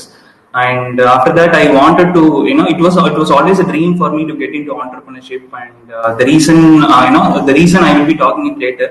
அதை பத்தி இன்னும் கொஞ்சம் டீட்டெயிலா பேசுறேன். But now what I'm currently doing is I'm an to precisely சொல்லணும் அப்படின்னா I'm a brand strategy consultant, or you can even call myself as an artistic brand consultant. So when I say artistic brand consulting, I do this through 3 different mediums.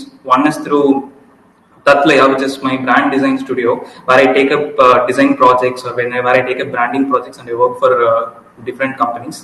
And I'm also a part of a creative tribe or a creative commune which is called as Artpreneur Program, where we try to create people like me, right? So இப்போ என்ன மாதிரி யாரோ ஒரு entrepreneur உருவாகணும் அப்படின்னு நினைச்சாங்க அப்படின்னா we help them. Since I also have a travel and a wisdom over there, and along with me there are like a lot of educated minds over there. We together join and create a lot of entrepreneurs in the sense someone who is an artpreneur. So இதை பத்தியுமே நான் இன்னைக்கு பேச போறேன். So இந்த ஆர்ட்பிரனர் அப்படிங்கிற விஷயத்தை பத்தி பேச போறேன். And I'm also part of I'm also an educator in part of another program which is called as Imagine's Creative Program, which is a short version of Artpreneur Program, right? So this is a short intro about me. And today's topic, எனக்கு கொடுத்த topic என்னன்னு பார்த்தீங்கன்னா, so I was initially contacted by Satya, and he told me to speak about brand strategy, and he told the timing was 1 hour.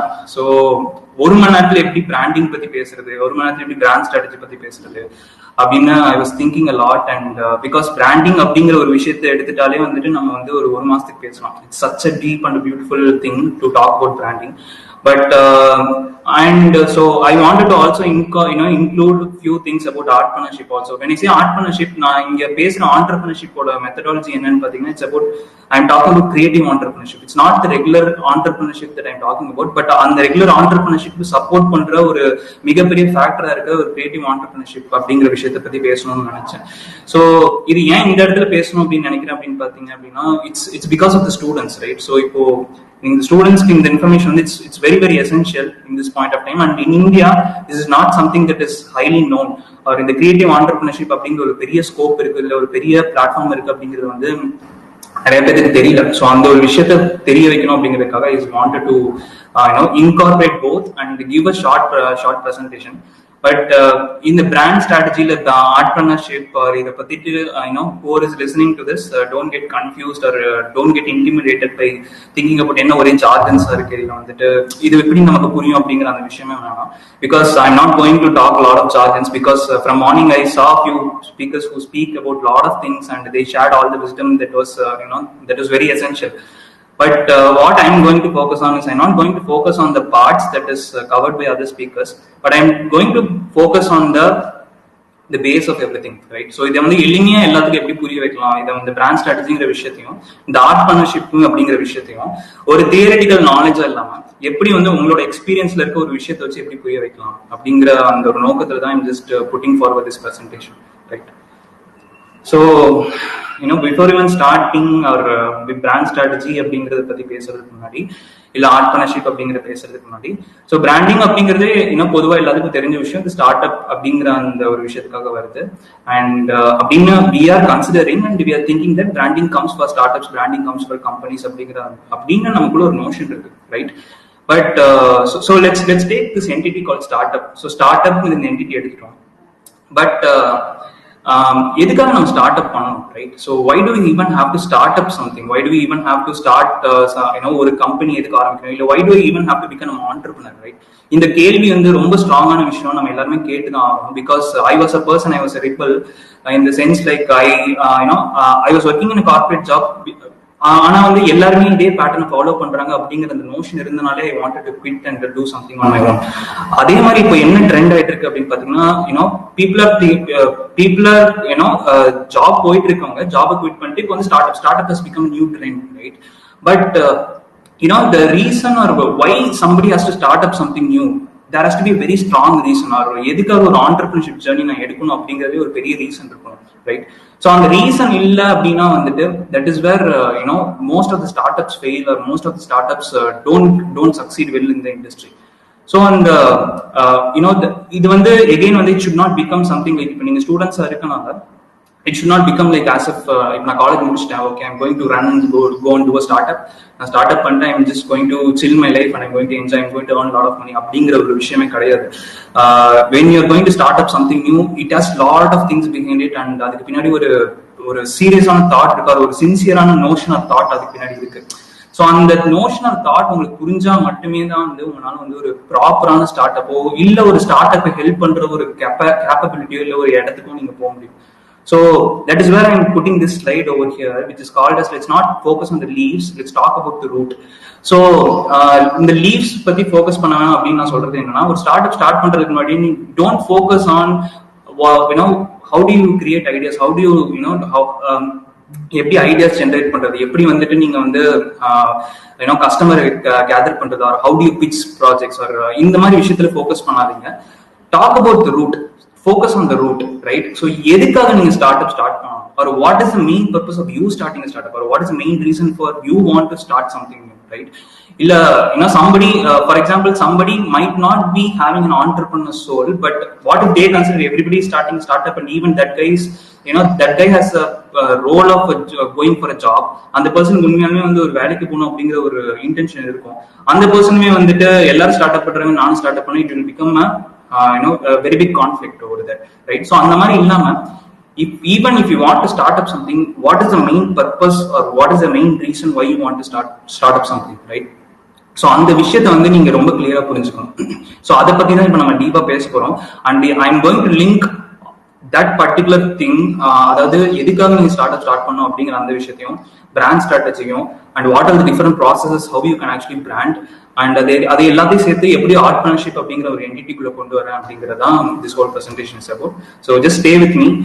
So I'm putting next slide. So why most startups fail? So இப்போ நான் இந்த கேள்வி, suppose if it was an interactive session, I would have asked a lot of questions to people, but நானே இந்த சில answers கொடுத்துட்டேன்.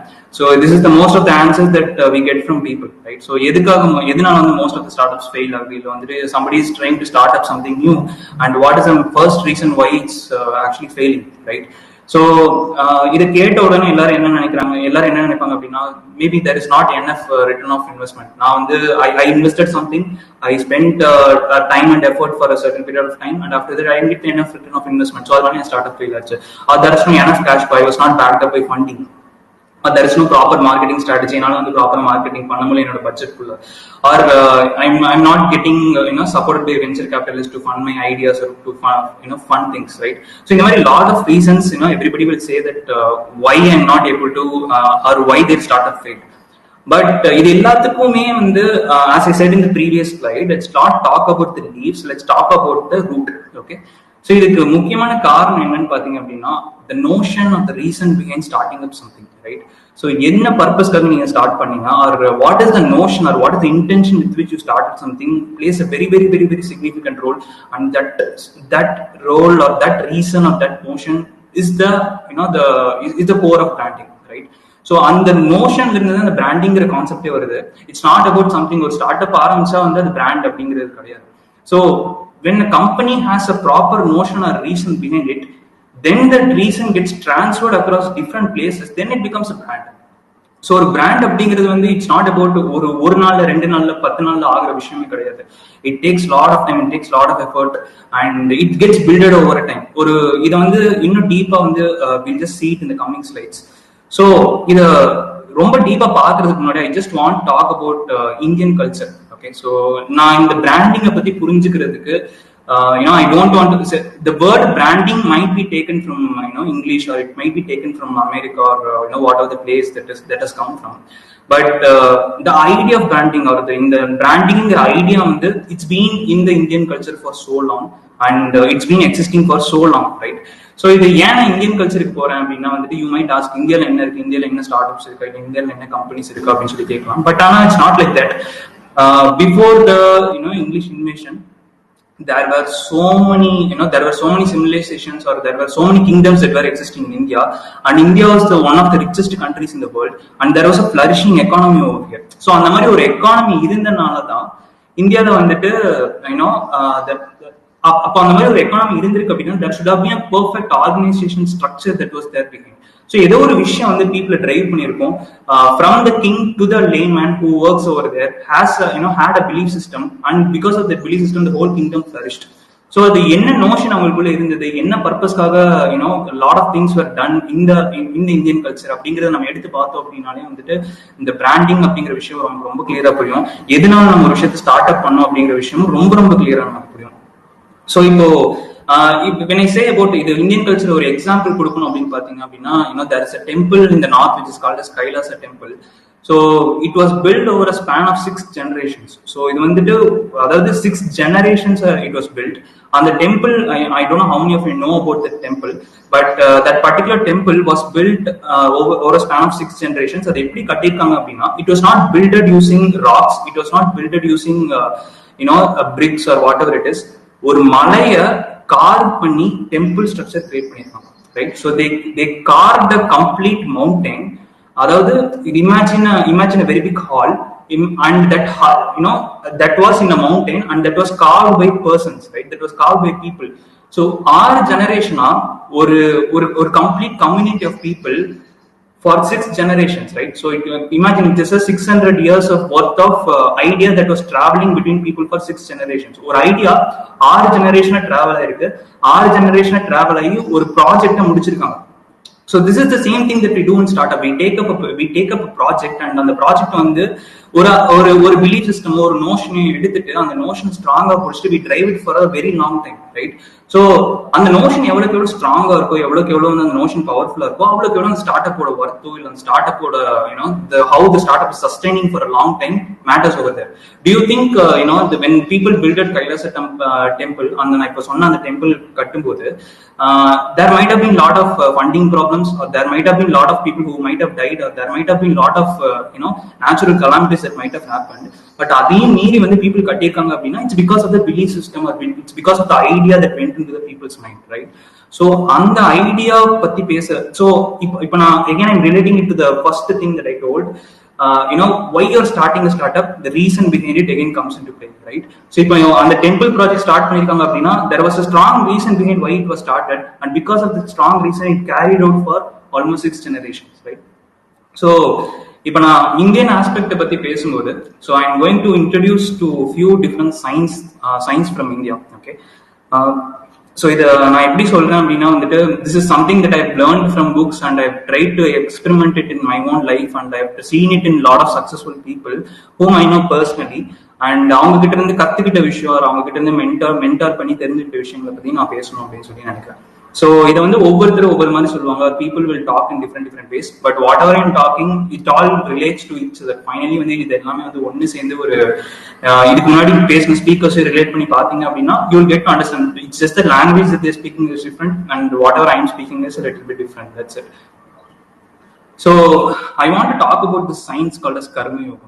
Okay, so இது நிறைய பேருக்கு maybe it might look like ஏதோ ஒரு ஸ்பிரிச்சுவல் டாபிக் பத்தி பேசுற மாதிரி தெரியும், பட் ஆனால் it's not about spiritual topic, it's a science actually.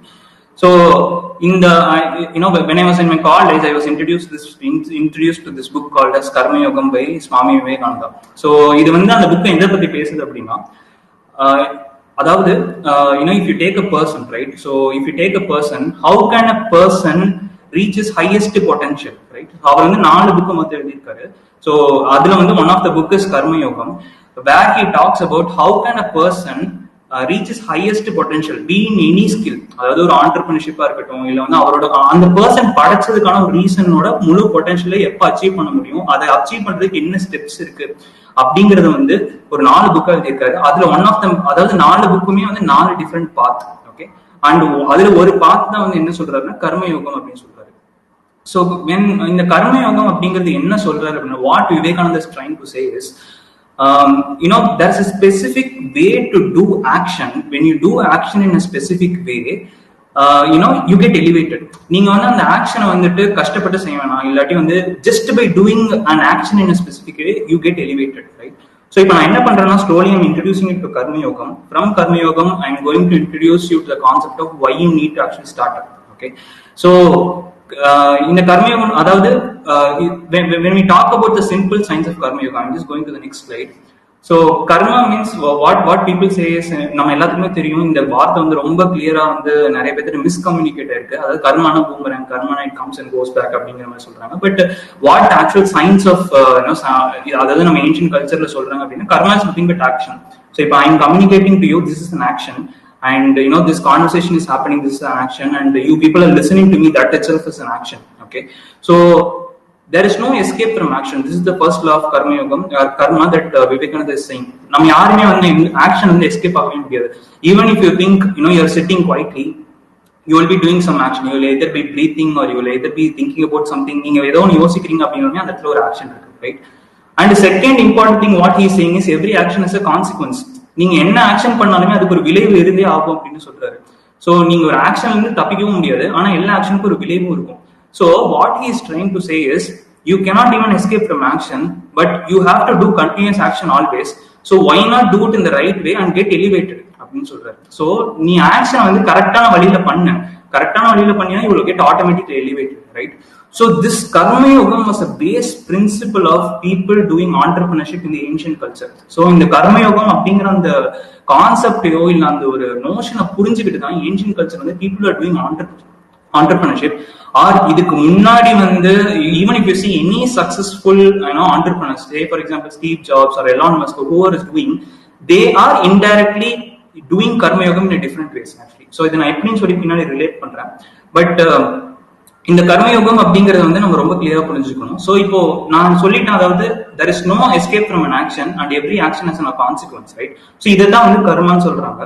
So நம்ம ஒரு ஆக்ஷன் பண்றோம், அந்த ஆக்ஷன் வந்து உங்களுக்கு கான்சிக்வன்ஸ் திருப்பி வந்துட்டே இருக்கு. சோ அந்த கான்சிக்வன்ஸ்னால உங்களுக்கு karma is getting created, right? So இந்த கான்சிக்வன்ஸ் வந்து 3 கேட்டகரியா இருக்கும்.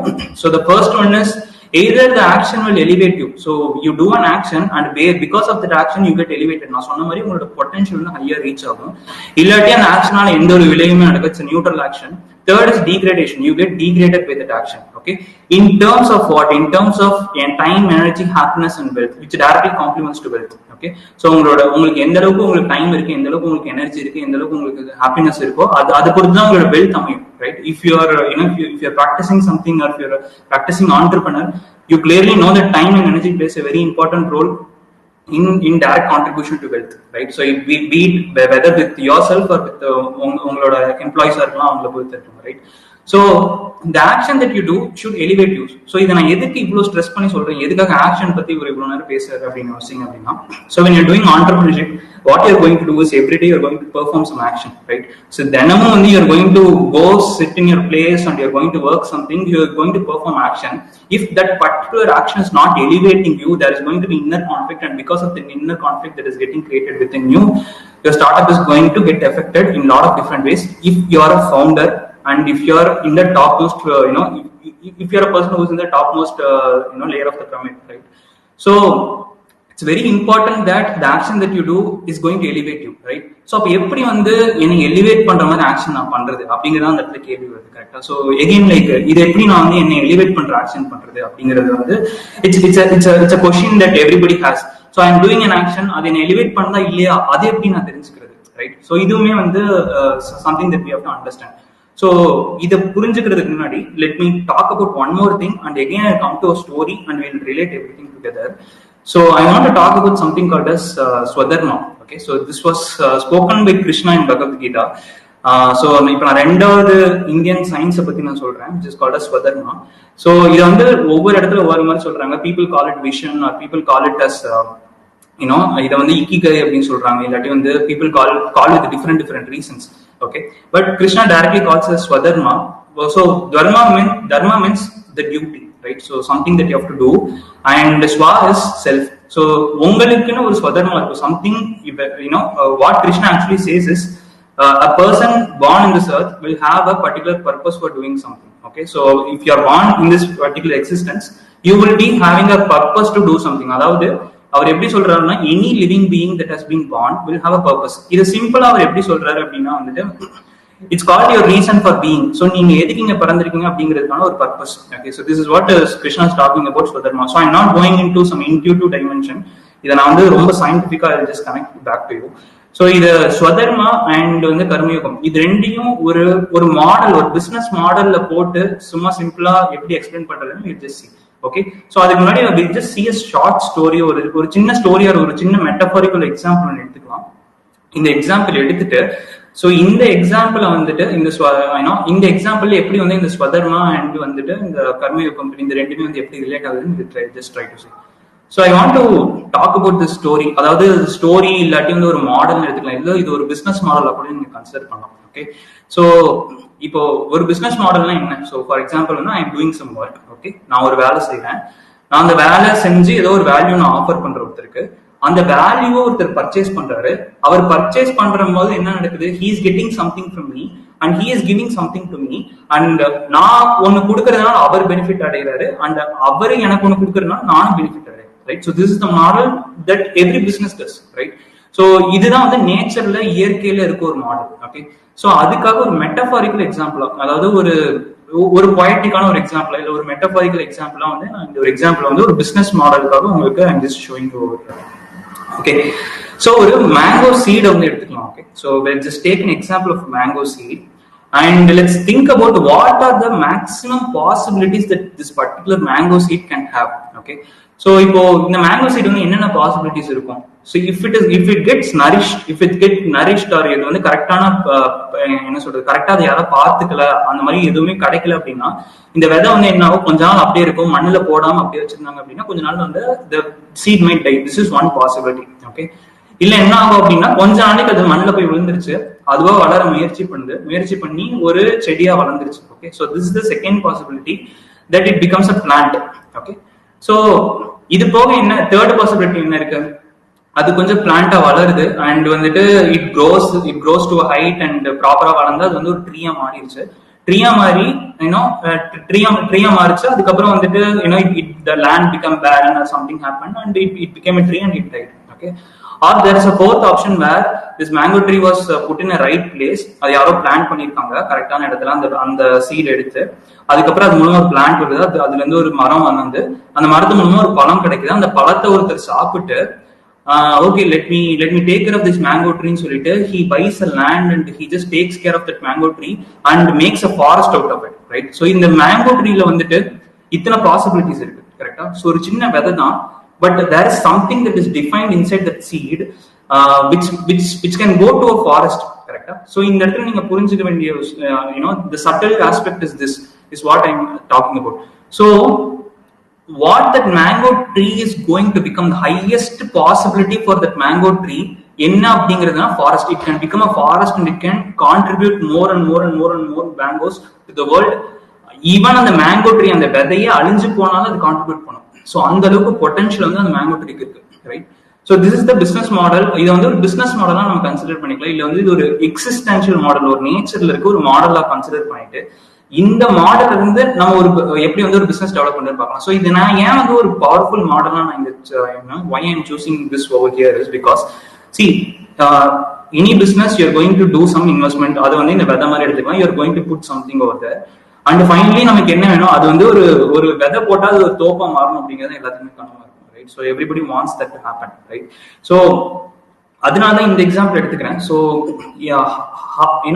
இதே மாதிரி நம்ம பிசினஸ் வந்து எப்படி நீங்க ஒரு சின்ன விதை போட்டு இது ஒரு ஃபாரஸ்ட் மாதிரி மாத்துறது, அதுக்கு என்ன மாதிரி ஆக்ஷன் பண்ணணும், அந்த ஆக்ஷன் பண்ணா எப்படி நீங்க எலிவேட்டடா எப்பவுமே இருப்பீங்க அண்ட் எப்படி நீங்க எலிவேட்டடா எப்பவுமே இருந்தா வந்துட்டு how you can get what you actually want and build a forest out of it or build something a very big empire out of it. Right, so அந்த ப்ராசஸ் தான் இப்போ நம்ம பார்க்க போறோம். Okay, So in the concept வந்து நான் how I'm actually classifying or what I've learned from my mentors and gurus is this particular thing is called as being, doing, having. Okay, so இது வந்து இயற்கையில for example or nature, any business model or any successful business model or any process or அதாவது வந்து நேச்சர்ல இருக்க எல்லா ப்ராசஸஸுமே வந்து இந்த 3 விஷயத்தை நோக்கி தான் நகர்ந்துட்டு இருக்கு. ஓகே, ஸோ அதாவது பீயிங், டூயிங், ஹேவிங். ஸோ இதுக்கும் பிராண்டிங்க்கும் there is a very very very very powerful connect actually.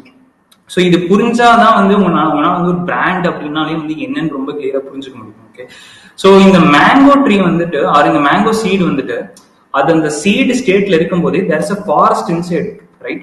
This mango tree has a potential to become a mango forest, but it doesn't have the potential to become a rose garden, or it doesn't have the potential to become a coconut farm, right?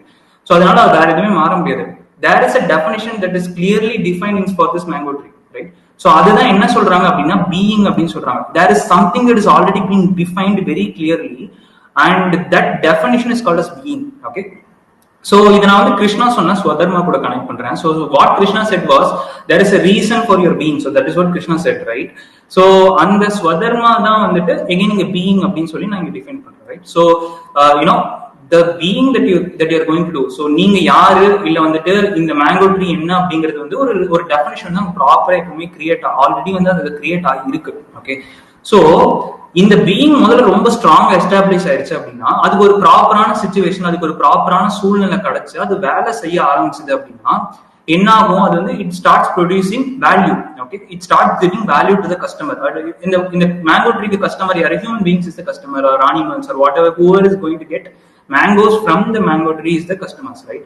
So இந்த mango seed வளர்ந்து அது வந்து ஒரு mango tree produce பண்ணுது. So அந்த activity தான் நம்ம என்ன சொல்றோம்னா டூயிங்னு சொல்றோம். ஓகே, ஸோ இந்த doing part I'm calling it as கர்ம யோகம். பிகாஸ் நான் அந்த ஆல்ரெடி சொல்லியிருந்தேன் எந்த ஆக்ஷன் உங்க எலிவேட் பண்ணுதோ that action is going to that action is called karma யோகம்.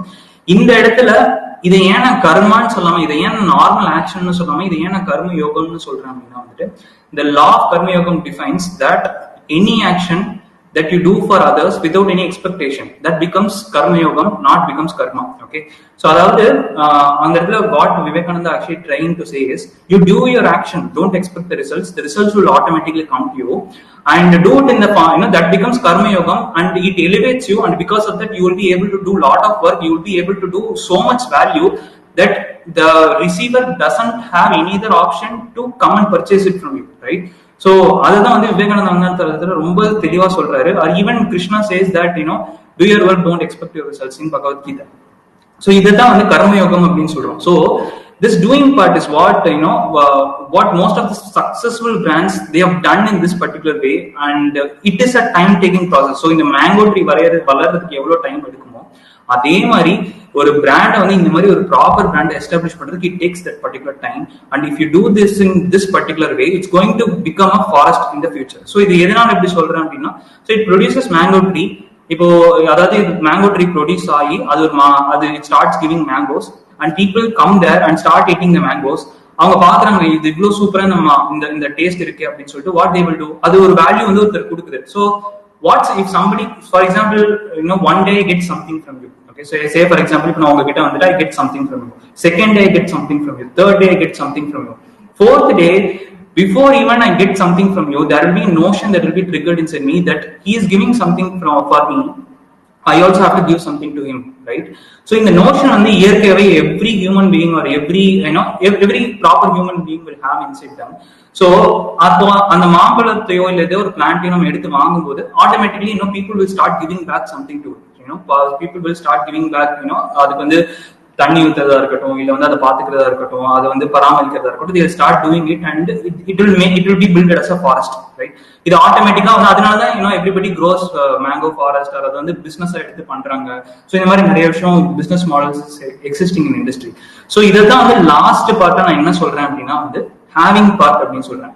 ஸோ இந்த ஹேவிங் பார்ட்ல நீங்க ஏதோ ஒன்று கொடுக்குறீங்க, you are offering a value to the customer, or you are offering a value to the consumer, or to the society, and the society gives backs it to you in multiple folds in the form of blessing or wealth. So உங்களுக்கு வந்து different forms of wealth வந்து அது வந்து சேரும். Okay, so this is one of the most successful models where a lot of either conscious or unconscious many successful businesses have followed this and they have succeeded. They have grown very big, right? Most of the biggest organizations the founder would have had a strong being. Okay, so the founder would have had a strong reason behind why he has started that particular brand. For example, if Elon Musk says that he wants to go to Mars, there is a very strong reason why he feels in such a way. He's not SpaceX he's not doing it for making money, right? He has a strong purpose or he has a strong reason to go for Mars.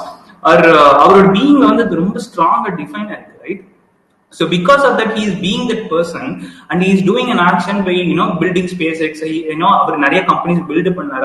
அந்த company அந்த money எல்லாம் invest பண்ணி is building SpaceX. And with the SpaceX ஒரு successful project வந்தோம்னா lot of funding is happening automatically and people are coming and supporting him and he is now doing the project and he is getting what he wants. Now he is becoming one of the biggest billionaires in the in the world, right? So this is again the being, doing, having model. So if you want to become a successful entrepreneur or if you want to become a startup ஆரம்பிக்க போறீங்க அப்படின்னா, I would say spend a year of time or spend a lot of time in trying to find your being, right? So இது experiment, இதுக்காக நீங்க startup ஆரம்பிக்காம பண்ணணும் இல்லை, experiment with a lot of different startups or experiment with a lot of different small ventures and try to find what your being really is, right? So உங்களோட being என்ன சொல்லி ரியலா find பண்ணுங்க.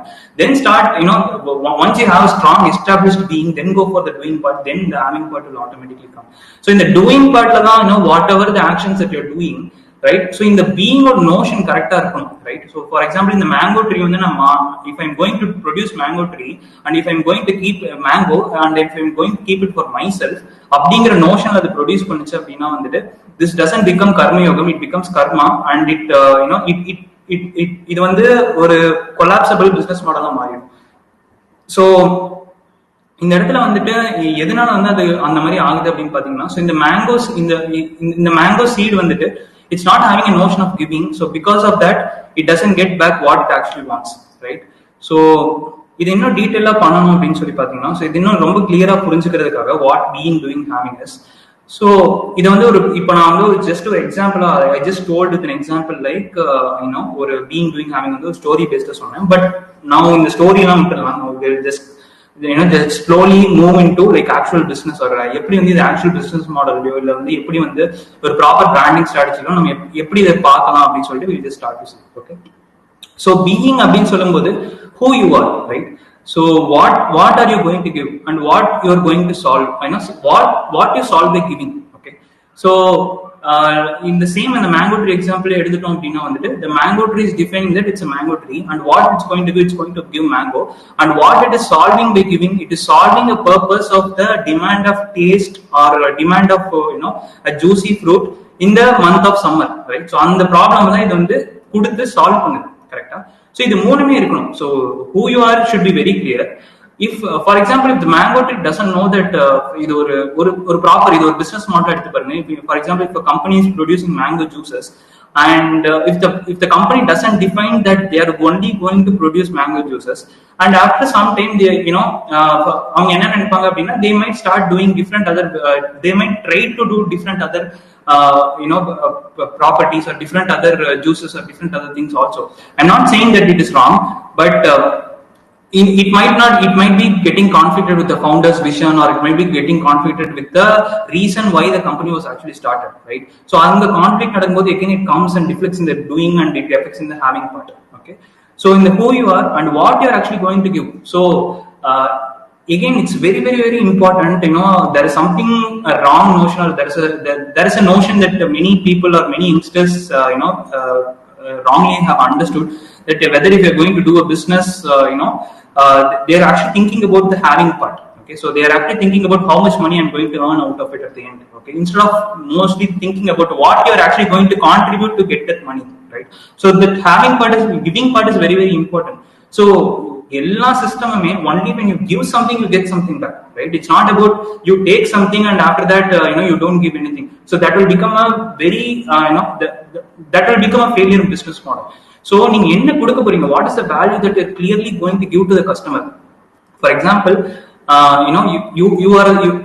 you are someone who is a teacher, right? So for example, you are a teacher and you want to give So what you're actually going to give is you're going to give wisdom to the consumer. So for example, if you're going to have students and அவங்களுக்கு ஏதோ ஒரு விதமான ஒரு wisdom நீங்க அங்க கொடுக்க போறீங்க. Okay, so that is what you're going to give, and by giving what you're solving, so அந்த wisdom கொடுத்து அந்த wisdom apply பண்ணி he is going to solve his problems, right? So இது மூணுமே வந்து அந்த being define ஆயிருந்தது அப்படின்னா, so now comes the action part aligned with the being. Okay, so இப்போ நான் வந்து for example, I've decided that my being is a teacher or my being is an artist. அதை வந்து நான் ஒரு ப்ராப்பரான ஆக்ஷன் மூலமா பண்றேன். ஸோ இந்த இடத்துல இந்த டூயிங் பார்ட்டுக்கு இந்த நோஷன் கரெக்டா இருக்கு அப்படின்னா, இந்த டூயிங் பார்ட்டுக்கு நீங்க பண்ணும்போது there are some specific tools and processes. அது எல்லாமே வந்து இப்போ ஆல்ரெடி இதுக்கு முன்னாடி பேசின ஸ்பீக்கர்ஸ் எல்லாமே வந்து டிஸ்கஸ் பண்ணிட்டு போயிட்டாங்க. அதாவது வந்து there are a lot of valuable things that they shared, a lot of business models that they shared. அது எல்லாத்தையுமே யூஸ் பண்ணி அது எல்லாத்தையுமே யூஸ் பண்ணி when you do this doing part, the having part automatically comes. Okay, so this being part over here, when it is done in the notion of giving, right, more than having, நீங்க என்ன இதுல இருந்து எடுக்க போறீங்க அப்படிங்கறத தாண்டி நீங்க என்ன கொடுக்க போறீங்க. See, the whole idea of entrepreneurship is about to give something to the community. Okay, so it's not about you start something and you finally take something out of it and just move away. It's not about that, because there are when we say entrepreneurship, it's not about there are only people who earn money out of entrepreneurship. There are also non-profit organizations, and there are many entrepreneurs who do more work than people who are earning money, right? So in terms of people who are doing entrepreneurship as business, right? So avangaloda non-profit organizations, that people are doing more work. So when we say entrepreneurship, the whole idea of entrepreneurship is to give something back to the community, or to make an impact to the community and to make the country or the society flourish. So that's the whole idea of doing entrepreneurship. So அந்த நோஷன்ல நீங்க வந்து உங்க business model இல்ல வந்து உங்களோட marketing strategies எல்லாமே depend பண்ணி if you start doing the business, then the having part becomes very easy, right? So இதுதான் வந்து ஒரு ப்ராப்பரான பிராண்ட் ரன் ஆகிறதுக்கான ஒரு proper exact formula that I'm revealing it to you. So இதை வந்து நான் ஒரு ரெண்டு கேஸ் ஸ்டடியா நான் எடுத்திருக்கேன். So I'm just taking two different case studies and let's just quickly go through it since we are short of time. So doing having வந்துட்டு I'm just taking a person as case study. Okay, so ஒரு person case study எடுத்துட்டு, so first வந்துட்டு let me take a person, he might have any name. Okay, so அவரோட being எப்படி இருக்கு அப்படின்னா வந்து he is an artist. Okay, so அவர் வந்து art வரையணும், அவர் வந்து naturally the being that he is already defined, அவர் வந்து பிறக்கும் போதே வந்து he is a born artist அப்படிங்கிற மாதிரி ஒரு person இருக்காரு. Okay, and you might have, so everybody who is listening might relate to yourself. உங்களுக்கே தெரியும், you are something made for this, சின்ன வயசுல இருந்து நீங்க இயல்பா பண்ணிட்டு இருக்க ஒரு விஷயமா இருக்கும். ஸோ அந்த பல விஷயங்கள்ல அதோட கலெக்டிவா ஒரு ப்ராசஸ் எடுத்து பாத்தீங்க அப்படின்னா, அந்த கலெக்டிவா நீங்க ஒரு 10 விஷயம் காமனா பண்ணுவீங்க, அந்த 10 விஷயத்துல ஒரு பேட்டர்ன் இருக்கும். ஸோ அந்த பேட்டர்ன் தான் உங்களோட பீயிங்கா இருக்கும். Okay, so for example, somebody will be very always happy to interact with people. Somebody will be always interested to make friends with new people. So ஒரு extrovert இருப்பாங்க. So அவங்களோட being வந்து being an extrovert or interacting with people or being around people or helping people achieve something. So அந்த மாதிரி ஒரு being இருக்கும், right? So அது வந்து ஒரு கிவிங் நோஷன்ல அதை நீங்க டிஃபைன் பண்ணணும். ஸோ அது கிவிங் நோஷன்ல அப்படின்னா, இப்போ எனக்கு வந்து பேச ரொம்ப பிடிக்கும் அப்படின்னா வந்துட்டு பேசுறது மூலமா நான் எப்படி ஒருத்தருக்கு வேல்யூ கான்ட்ரிபியூட் பண்ண முடியும் அப்படிங்கிற மாதிரி ஒரு பீயிங் டிஃபைன் பண்ணிட்டீங்க அப்படின்னா, so that is when the power of karma yogam starts trigger. So அந்த பீயிங் டிஃபைன் ஆனோம்னா உங்களோட ஆக்ஷன் எல்லாமே அந்த நோஷன் நோக்கி நகர ஆரம்பிக்கும். ஸோ அந்த நோஷன் நோக்கி நகர ஆரம்பிக்கும். Again I told the science of karma yogam where when you do action aligned with with the proper being, you get elevated, right? So the karma yogama marumbodhu you start to get elevated, you get lot of ideas, your intelligence grows. Adu vandu matta people oda romba fast ah valara arambikum. So that is where you see lot of entrepreneurs who are very powerful and who make lot of changes and nariya wisdom vandu avangalukku adhigama vandittu irukku karanam because they do action in terms of karma yogam. But if your action is not aligned in karma yogam, what happens is you will get drained out of energy when you do work. And after you do the work, உங்களுக்கு அந்த energy வந்து கொஞ்சம் கொஞ்சமா குறைய ஆரம்பிச்சிடும். So that part, right? So இப்போ இந்த artist இந்த person, again coming back to the case study, so இந்த ஆர்டிஸ்ட் இந்த பர்சன் வந்துட்டு he wants to do art and இவர் வந்து உலகத்துக்கு ஒரு பியூட்டிஃபுல்லான ஆர்ட் அண்ட் இதெல்லாம் கொடுக்கணும் அப்படின்னு சொல்லிட்டு he is deciding in his being. Okay, so அதுக்காக அவர் என்ன பண்ணார், என்ன அவர் பண்ணணும் அப்படின்னா, draw beautiful painting every single day and give to the world. Okay, so நான் சொன்ன மாதிரி action aligned with doing, and draw beautiful painting every single day, and I want to give it to the world, right? So now this action is in the notion of giving, and it's aligned with this Swadharma, so it becomes Karma Yogam.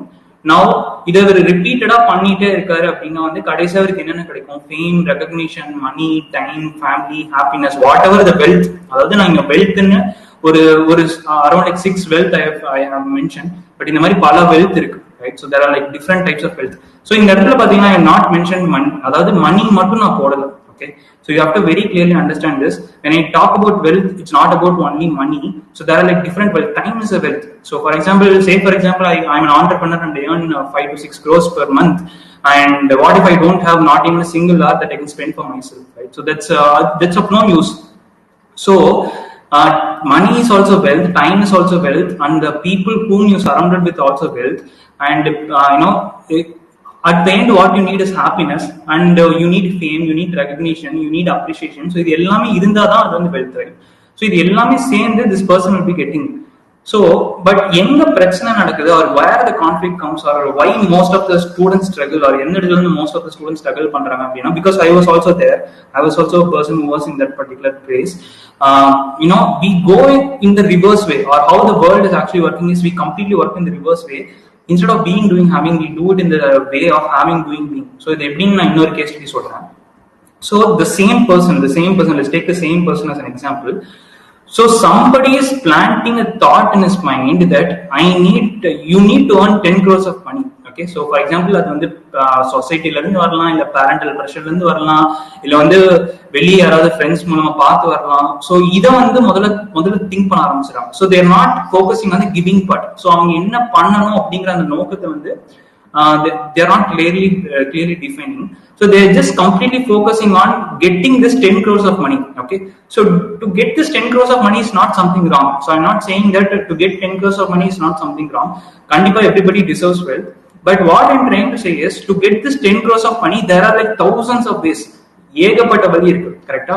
So instead of but this person's being has only one or two or three ways. Okay, so instead of doing his way, what if he chooses a 9 to 5 job, or what if he chooses a different path of entrepreneurship? Okay, so அந்த பாத்ல அவர் action align ஆயிருக்கும்போது இங்க the being வந்து வேற மாதிரி இருக்கு. So he is naturally an artist. Okay, imagine an artist going and sitting in a 9 to 5 job and working there, or imagine an artist being in the place of an entrepreneurship and trying to act himself as an entrepreneur, right? So அந்த இடத்துல என்ன ஆகுது அப்படின்னா, there comes a conflict and there comes a failure, and the brand as a person. So இந்த இடத்துல வந்து அந்த பர்சனை ஒரு பிராண்டா நான் இமேஜின் பண்ணி நான் பேசுறேன். So if that person is a brand, that brand is going to be a failure, because that person is focused on having first. Then அந்த ஹேவிங் வச்சு அவர் ஏதோ ஒரு செயலை சூஸ் பண்றாரு. அந்த செயல்ல இருந்து he is starting to do he is trying to change himself, change his being. But changing the being is completely impossible. Imagine what if again I'm going to the mango tree example. What if a mango tree is trying to become a rose tree? Okay, அது வந்து ஒரு mango treeனால mango tree மட்டும் தான் இருக்க முடியும், கரெக்ட்டா? So if it's trying to become a rose tree, or if it's trying to produce something else, it will contaminate it, or அது வந்து அதனால முடியவே முடியாத ஒரு process, ரொம்ப கஷ்டப்படும், or it cannot even do it. That is something not even possible in the existence, right? So it's very difficult for someone to sustain doing this with this having and doing this for a very long time and trying to change their being. This is completely impossible, and it's completely against nature. So in the case study, this particular case study is very, very important, because இதே case study தான் வந்து நிறைய business failure ஆனதுக்கான மிகப்பெரிய காரணமும் இதுதான். So நான் first post பண்ண question, why many startups fail is because of they go in the aspect of having, doing, being. ஓகேப்பா, நான் வந்து என் ஃப்ரெண்ட்ஸ் எல்லாம் சேர்ந்துட்டு நம்ம ஸ்டார்ட் ஸ்டார்ட் பண்ண போறோம், நான் வந்து I want to earn 5 crores of money இந்த வருஷத்துக்குள்ள பண்ணணும். ஸோ அதுக்காக நம்ம என்ன பண்ணலாம், சரி ஓகே இந்த கடை போடலாமா அந்த கடை போடலாமான்னு சொல்லிட்டு நம்ம பாட்டுக்கு எதுவும் டிசைட் பண்ணிட்டு கடைசியில வந்துட்டு we do lot of actions. ஆனா அது நம்ம பீயிங்ல இருக்கவே இருக்காது. Everybody wants to do. For example, அவங்க வந்து ஒரு ஸ்டாட்டிக்கான ஒரு இடத்துல ஒரு பிசினஸ் போட்டிருப்பாங்க. But the person's being, maybe the founder's being would be to travel to a lot of places, நிறைய இடத்துக்கு போகணும் அப்படிங்கிற மாதிரி இருக்கும். ஸோ அந்த மாதிரி வந்துட்டு they would have different being, but they try to go into some different path and they try to do, and that completely conflicts and that completely collapses that business. So அத மாதிரி ஒரு எக்ஸாம்பிளா வந்துட்டு ஒரு successful case ஸ்டடியா ஒரு பிராண்டை வச்சு example எடுத்து பார்க்கணும் அப்படின்னா, let's take one of the most successful brands in the currently that is there, that's been there for a very long time, and it's a perfect example of being, doing, having, right? So let's take Steve Jobs as an example. So Steve Jobs as a person had a craving for class. Okay, so he's not a technology person. He's an artist by nature. He saw everything as art. Be in anything. So he saw everything, art in everything. And there was a specific time where he took calligraphy class, and there he learned about art and aesthetics and the. So then he started Apple, and when he started Apple, the whole idea that he had was he wants to give best technology in the whole world to people in the most aesthetic and pleasing way. So that was that. If you have seen Jobs movie or rendu padam irukku, so if you have seen that, you have gotten to know that what are the technology that was created by his friend. He wanted to put in extra effort and make it as aesthetic as possible. Adu evlokku evlo alaga maatha mudiyumo, evlokku evlo beautiful maatha mudiyumo அப்படிங்கற விஷயத்துல he was focusing on. So that was the being that Steve Jobs created. That was the idea that Steve Jobs created, and it got transferred across the whole community. And on the story, when we think of Apple products, the first thing that we get is productivity or ease of use or the way that it works, the application how it works. So it ellame nama mind podu, correct? So that was not found in Windows computers, right? So that is why Apple is still a brand and Windows is not. Windows, in the colloquial terms, people are calling company as a brand, but that is not a brand. A true brand is something that exists in the hearts of the people, right? So idu eppadi na adu solran appadina vandu. So he wants to provide best technology in the most pleasing and aesthetic way to people, and he does that. Exactly, he does that till the. I'm not talking about now in the recent days, but even now they are doing it. There has been a lot of different talks about it, but till this point, they are producing the best-in-class devices in the most, in the best way as much as possible, right? And because of that, what they are getting is fame, recognition, money, and whatnot. What Apple does not have, right? So they are one of the richest companies in the world. So இது எல்லாமே எதனால வந்தது அப்படின்னா, Steve Jobs had his core, அவரோட core கூட, அவரோட அந்த core being கூட, he was literally connected, and the only thing that he was constantly thinking on was not creating on money, because he even got a lot of money. If you have seen a lot of talks about Steve Jobs, அவர் ஒரு time சொல்லியிருப்பாரு, I don't even care about my bank balance, right? So he was so much involved, or he was so much engrossed in the process of creation rather than accumulating something, right? So this was the notion that I was talking about. If you want to create a quality company, or if you want to create one of the best startups in the world, don't focus on getting something from there. Focus on giving something, right?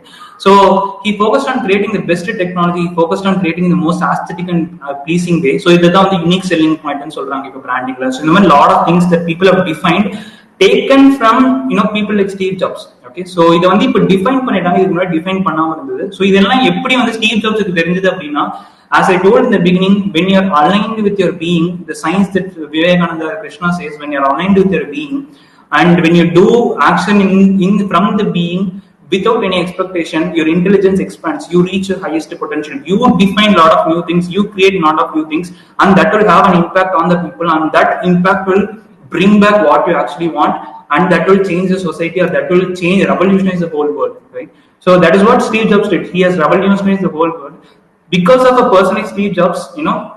Even this conversation that is happening now is happening because if Steve Jobs has not thought about a webcam, or he has not thought about a device that can fit in a small space in an aesthetically and a beautiful way through which I can communicate with the people, அந்த ஒரு class or அது ஒரு poem இல்ல அது ஒரு poetry, he had not the eye to see that, right? If Steve Jobs had not lived his potential, we would not have been getting it, right? So in the case இந்த விஷயம் நடந்திருக்காரு.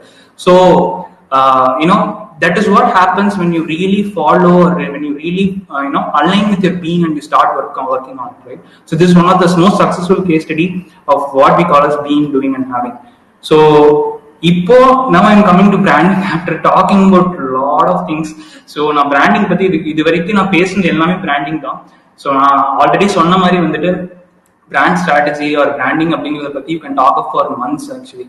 So இது அவ்வளவு பெரிய ரொம்ப ரொம்ப ரொம்ப ரொம்ப டீப்பான விஷயம். So பட் இப்போ நான் சிம்பிளா நான் சொன்ன விஷயத்தை வச்சு சொல்லணும் அப்படின்னு பாத்தீங்க அப்படின்னா, defining your being is called as personal branding. அதாவது உங்களை நீங்களே டிஃபைன் பண்ணிக்கிறது பேர் தான் personal branding. How you are defining yourself. It's not about defining your செல்ஃப்னு நான் சொல்லும் போது வந்துட்டு இட்ஸ் நாட் அபவுட் நீங்க டேரக்டா வந்துட்டு ஏதோ ஒரு ஆஸ்பெக்ட் எடுத்துட்டு நீங்க டிஃபைன் பண்ற விஷயம் கிடையாது. It should come from your core, and there are specific process of how you can actually define your being. உங்களோட டெஃபினிஷன் என்னன்னு சொல்லிட்டு ஐடென்டிஃபை பண்றதுக்கு there are a lot of process, and அந்த மாதிரி நீங்க உங்களை டிஃபைன் பண்ணி அடுத்த ஸ்டெப்ஸ்ல பண்றதுக்கு பேரு பர்சனல் பிராண்டிங். ஓகே, ஸோ அதே வந்து if you're doing it for a company, so say for example I'm a founder and I'm doing the same branding for a company. So ஒரு ஃபவுண்டரா இருக்கும்போது நான் என் பிராண்டுக்கு சில ஆட்ரிபியூட்ஸ் கொடுக்குறேன், என் பிராண்டுக்கு சில ஐடியாஸ் கொடுக்குறேன், என் பிராண்டை பத்தி சில விஷயங்கள் நான் கம்யூனிகேட் பண்ண ட்ரை பண்றேன். ஸோ இது எல்லாமே வந்து என்னோட கம்பெனி நான் பண்ணும்போது that becomes branding for a company. So this is the two difference that we have to understand, right? So literally speaking, your brand is a belief system. இது வேற எதுவுமே கிடையாது. So to be frank, to put things very simply, ஒரு belief system நம்ம create பண்றோம். It's about I don't know how many of you will understand this word or the significance of this word called as belief system. It's about you creating a thought, and for example you take an idea, you believe in something, and you whatever you strongly believe, you give it to other people, and the people start believing it, and they take action upon it, and they transfer it to other people, right? So that is what even I'm also doing for now. I took a belief system from Swami Vivekananda, from my mentors or Krishna, or I'm just taking that idea and I'm transferring it over here, right? So that is what most of the speakers that they did in the morning, right? So they took some belief system, they understood it, they experimented it, and they're transferring it to different people. So ஒரு believe system, அதாவது ஒரு ஐடியாலஜியை எப்படி வந்து ஒரு brand ஒரு company ஃபுல்லா travel பண்ணி அந்த கம்பெனி ஃபுல்லா கிரியேட் ஆகி it also extends your company and it goes and hits in the hearts of your customer, right? So that is what is actually called as branding. So brand is nothing but a belief system. How you create a belief system, and how powerful is that belief system, and how that it moves people, and how people act accordingly. So in the belief system pathina na starting la sonna the Kailasa temple, right? So there was a powerful brand that the king or the emperor who might have or the community who wanted to create that particular project, and that belief system was so strong, that 6th generation of people continue to do it, right? So avlo strong ana or belief system அவங்க create பண்ணிருக்காங்க. So how do you create these kind of belief systems, right? So இந்த மாதிரி அது வந்து இந்த belief system எப்போ வந்து ஒரு ஃபவுண்டர்ட்ட இருந்து கஸ்டமர் வரைக்கும் எண்ட் வரைக்கும் டிராவல் ஆகுதோ அதை தான் வந்து ஒரு பிராண்ட்னு சொல்ல முடியும். இப்போ நான் பேசுறேன், இப்போ for example suppose imagine I am a founder of an organization. If I talk something, my employee or my first level of pyramid of people, in the pyramid of circle, maybe my first layer of people might talk something related to what I might be speaking. என்னோட second layer of employees வந்து அவங்க கொஞ்சம் டிவேட் பண்ணி பேசுவாங்க. என்னோட third layer of employees வேற ஏதோ பேசுறாங்க அப்படின்னா that is not a brand, because your employee doesn't know what the company is actually doing. So அந்த brand என்ன பண்ணுதுங்கிறது அவங்களுக்கு தெரியாது, ரைட்? So எப்போ ஒரு brand ஆகும் அப்படின்னா வந்து if I am the founder, if what I am speaking with what energy or with what clarity that I am speaking, if your customer speaks in that way about your brand, right? If your customer becomes your marketer, right? Your customer becomes your marketer and he speaks for you. That is when you become a brand. Okay. So this is the actual structure of brand. For example, Apple doesn't need marketing, but they do it. But that's not, it's not the specific reason why they are doing marketing. They have a specific class or specific reason for why they are doing marketing, and there's a very big fan following for Apple's marketing ads. But mostly Apple is being sold by the customers of Apple, right? So Apple customers now they show it to people, they say that they talk about the brand, they tell the story of the brand, and they sell it to people. This only in the brand, in the successful brand editing this happens, right? So when your customer becomes when your customer starts to talk about your belief system, that is when you have completely become a brand, right? So how to create this belief system and what is the actual steps அப்படிங்கறதை இப்போ நம்ம குயிக்கா பார்க்கலாம். So since we are very short of time, so the whole process, இப்போதான் I'm just coming to the jargon part. உங்களுக்கு வந்து புரியாத விஷயமா இருக்கலாம், இதை பத்தி நிறைய பேசியிருக்காங்க. ஸோ இந்த ப்ராசஸ் தான் வந்துட்டு இந்த பிராண்டோட பிலீஃப் சிஸ்டம் எப்படி கிரியேட் பண்றதுக்கு ஒரு 5-step ப்ராசஸ் இருக்கு, இல்ல எப்படி ஒரு பிராண்டை பில்ட் பண்றதுங்கிறது ஒரு 5-step ப்ராசஸ் இருக்கு. ஸோ அதுல ஃபர்ஸ்ட் ஆஸ்பெக்ட் தான் incubation. So incubation is stage where a brand has been created and அதோட டிஎன்ஏ என்ன, அவங்க என்ன பண்ண போறாங்க, and what is unique selling point, what is a value that they're going to offer, what is a problem that they're solving, இதெல்லாமே define பண்ற stage தான் incubation phase, right? So once you have incubated your brand, the next stage goes to positioning. So இது யாருக்காக பண்றீங்க, எதுக்காக பண்றீங்க, எந்த ரீசனுக்காக பண்றீங்க, அவங்க என்ன மாதிரி பீப்புள், ஸோ அது எல்லாமே வந்து பொசிஷனிங்ல வந்து டிஃபைன் ஆகும், right? So once your brand incubation and positioning is defined, you give identity to the brand. Identity அப்படிங்கும்போது தான் வந்து people think about the logo design or website design. இது வந்து visual identity, right? இது எல்லாத்துக்கும் போக, for example if I interact with you, whose identity? For example இப்போ நான் ஒரு பிராண்டுக்கு ஒரு கடைக்கு போறேன், அந்த இடத்துல யார் ஐடென்டிட்டி பார்த்தீங்கன்னா employees identity for the brand, right? So இந்த மாதிரி identity plays a different role, or the building that they've created, or the website that they've created, the social media that they've created. இது எல்லாமே வந்து அந்த பிராண்டோட identity. That is where people think what that particular brand is, right? So that is where the identity part comes. So identity is not about logo design and creating a collateral or something, or website design. It's about a lot of other things. So once you have created this identity, how you communicate this, right? So நான் சொன்ன மாதிரி வந்து எப்படி வந்து இந்த இன்குபேஷனையும் positioning உங்களோட identity, இந்த இன்குபேஷனை வந்து எப்படி நீங்க வந்து உங்களுக்கு எம்ப்ளாயிஸ்க்கும் உங்களோட கஸ்டமர்ஸ்க்கும் நீங்க எப்படி கம்யூனிகேட் பண்றீங்க அப்படிங்கறத வந்து இந்த கம்யூனிகேஷன் பார்ட்ல வரும். So the final part is validation. So இது வந்து it's a repeated process. So you do it constantly. So in the for example இதை எப்படி validate பண்ணுவாங்க அப்படின்னா, for example the founder's vision and what the customers speak, is it same or not? Is it same or not? அப்படின்னு சொல்லிட்டு ஒரு repeated period of time, that is where people do, or a lot of different brands do reviewing and other things. அதெல்லாம் பண்ணி அதை வந்து validate பண்ணுவாங்க, right? So இந்த மாதிரி ஒரு 5-step process வந்து இந்த பிராண்டிங்கோட belief system வந்து நம்ம create பண்ண முடியும். So out of all these things, I just take 3 of these things, and since my topic is also about entrepreneurship, I want to talk a lot about it. So incubation, positioning, and identity, right? So if a person is able to do incubation, positioning, and identity, in India we call them as brand consultants. Okay, so we call them as brand consultants who do brand. If for example, a person is able to do only identity, அதாவது identity design மட்டும் ஒருத்தனால பண்ண முடியும் அப்படின்னா வந்து அவங்க வந்து visual brand designer, ஒரு brand designer, இல்ல வந்து அதுக்கு கீழே அந்த பிராண்ட்ல ஒர்க் பண்றவங்க பாத்தீங்கன்னா கிராஃபிக் டிசைனர், இல்லுஸ்ட்ரேட்டர், இந்த மாதிரி வந்து நிறைய சொல்லுவாங்க. So there are lot of different roles. But if a person is able to think about strategy also, so strategy is where incubation and positioning comes. Okay, so if you are a person who is able to think about incubation and positioning, along with that you are able to do identity as well. So you are called as a brand consultant. Okay. But there is something new that is that is coming into picture over here. How about including art, right? So what about including art and bringing it into branding? So you might have seen a lot of places where art is also taking a very big role. Being from India, art plays a very significant role in the culture that we have, right? So நம்ம culture எல்லாமே வந்து ஆர்ட்டை பொறுத்து தான் வந்து நம்மளோட stories or whatever it is that has been built, or the belief system of India was built with art. If you see any temples, or if you see anywhere in India, it's very easy to see art as culture, or இதெல்லாம் வந்து நம்மளால ரொம்ப ஈஸியா பார்க்க முடியும். But if you see to go to foreign countries, it's very hard to see. So we are introducing this new term which is called as artistic branding. So we are bringing in art. We are mostly all forms of art, and incubating that, or incorporating that into branding, and incubation, position, and identity. இது கூட வந்து ஆர்டிஸ்டிக்கா இதை represent பண்ணி பண்றதுக்கு பேர் தான் வந்து artistic branding அப்படின்னு நம்ம சொல்றோம். So that is what we call it as artistic branding, and those people who do this is called as artistic brand consultants, right? So if a person is able to do art, design, branding, and along with the other part of entrepreneurship like business, you do business, you communicate with clients, you are able to do business, and you are able to complete projects. So that is one category. Second is teaching. For example, if you are a person who want to build a team, right? So you need to know, even if you are a founder, you need to know how to communicate things that you have within yourself.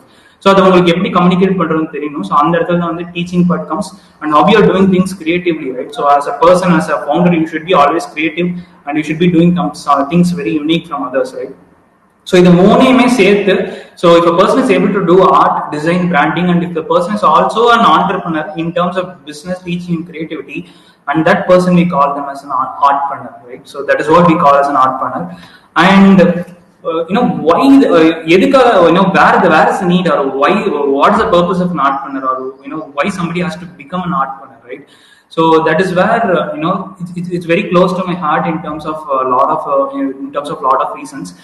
The legacy of India and plus the digital transition. So I'm putting in 2 reasons why I'm actually talking about these 2 things. Why it's very powerful for Indians, right? So when we talk about the legacy of India, so basically Indians are storytellers, right? So we had so much belief systems. நம்ம வந்து அவ்வளோ belief systems create பண்ணியிருக்கோம். We were actually storytellers, and we had communicated ஒரு belief வந்து ரொம்ப வருஷத்துக்கு எடுத்துட்டு போறதுக்கான ஒரு திறமை வந்து இந்தியன்ஸ் கிட்ட இருந்து it is there built in our heart, right? And we had the right kind of marketing strategies, we had the right kind of management skills, so everything was there in India, right? So this is the reason why I've added the legacy of India. So basically we are storytellers, we are people who are artistically inclined, right? So it's very natural for an Indian to become an artist, or it's not very natural for an Indian to become a storyteller, okay? So it's already there in the roots of our culture, it's already there in our DNA. So that's the first thing. Second thing is there is a very huge digital transition that is happening in the whole world in the current space. So I hope everybody knows this. அதாவது இந்த corona, இந்த Covid time வந்ததுக்கு அப்புறம் வந்து really lot of businesses have completely moved from offline to online. So your brick and building is going to become your website, right? So உங்களோட website தான் வந்து உங்களோட ஒரு பிராண்ட் ஐடென்டிட்டியாவே இந்த இடத்துல இருக்க போகுது. So we also get lot of branding projects because of that, because branding or branding has become very very important. Because இப்போ I also start a coffee company and another person also starts a coffee company. How people differentiate this person and this from me is by the branding. Like how I actually look different. To actually look different, I need to have a proper strategy, or I need to have my own unique purpose, right?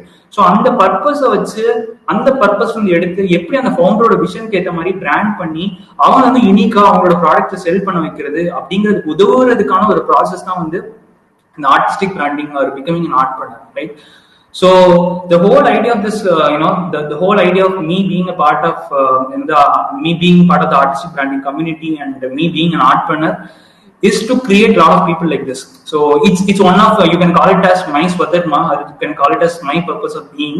So I want to create a lot of entrepreneurs in the industry, right? So since I've traveled this path through a different way, so I want to give the same path to people, right? So I want to make people have a transition in that particular way. So that is what we do in our community, which is called as Artpreneur Program Community, where we create a lot of entrepreneurs, right? Where we help people to become entrepreneurs by giving them the right knowledge and by making them work wherever they want, and helping them in helping them in starting a career or helping them in starting a entrepreneurship journey out of it, right? So this is what the idea of entrepreneurship is all about. And finally, I want to say a few words. I've already spoken about this, but the whole idea of doing an entrepreneurship or doing being an entrepreneur, it's not about you, right? It's for example, as I said in the beginning, it's not only about you or you making money out of it. It's about you making an impact, right? So being an entrepreneur is not about நீங்க வந்து ஒரு start up ஆரம்பிச்சுட்டு நீங்க மட்டும் வந்து you are going to earn something out of it, your partner is going to benefit out of it. No, it's not like that. It's about you making an impact to the society, right? You making a transition in the society, you making a change in the society, and because of that the society elevates, and in turn it comes back and hits you, and the money or whatever the fame or wealth that you get is a byproduct of you doing that action, right? So that notion or that idea of is very very important before you before you jump into an entrepreneurship journey. And since people who are listening to this are college students, or people who are listening to this are very at a very young age, right? I feel responsible because in the sense like I've also been in that particular place, and we have the time and we have the energy and we have the potential to do things in the right way, right? And don't try to rush up things and try to see do things as quickly as possible and get up the strategies and jump into things. Define yourself, identify what is right for you, experiment with a few things for a while, then jump into your highest potential journey, right? You might fail into things, you might fall, or things will happen, but there will be right mentorship when your notion is right. So when your intention and when the purpose of why you're doing things is right, things will happen in the right way. So with that note, I just want to I'm closing my session. Yeah.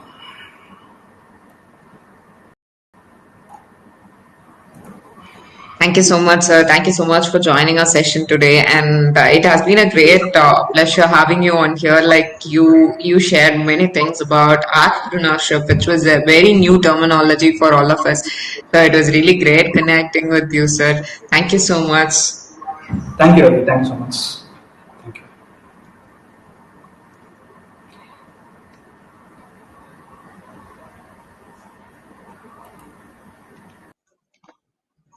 So students, hi. Again, coming back to the questionnaire, I have added the questionnaire there in the chat box. நீங்க வந்து question அந்த exam எழுதிருங்க. எழுதினதுக்கு அப்புறம் the top 20 will be given the the worth that's actually $1,100 worth rupees course which you'll be getting for free. So make sure that you write the exam, and make sure if you want certificate, fill the form which is being circulated as certificate, so that you can get the certificates for this program as well, and share.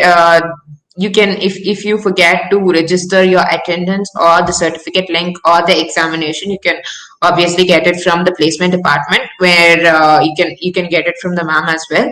Thank you so much for attending the continuous 2 days workshop. Hope you all had some takeaway from the session, and thank you so much, AIC Rise, Kalaimani ma'am, and the entire placement cell. They really helped us through the entire process of us, and especially speakers who didn't even ask for money when we called them. And this is an initiative to help entrepreneurs and help give spread awareness about entrepreneurship in the early stage of the student's life. So that's what we wanted to we just wanted to help the students to start their entrepreneurship career, and we just wanted to give an exposure in the மாதிரி ஒரு career இருக்கு. So if you wanted to think about your career right now, you can definitely think about your career on this perspective as well. அப்படின்றதுக்காக ஆரம்பிக்கப்பட்ட ஒரு initiative தான் வந்து let's start up in the program. And thank you so much, AIC Rise and Fame Technologies, who always worked as a strategic partners from the beginning of the event till now. Thank you so much, and especially Social Patterns organizing and speaking with the speakers and training the students. And it has been a very great pleasure having partnership with all of you. Thank you so much, and hope the students had the right takeaway. Thank you so much, students. See you all as a best. See you all. Maybe if possible, I'd like to see someone joining the TEDx or something, like getting inspired or finding their own journey from this session. Thank you so much, and take care. Stay safe all.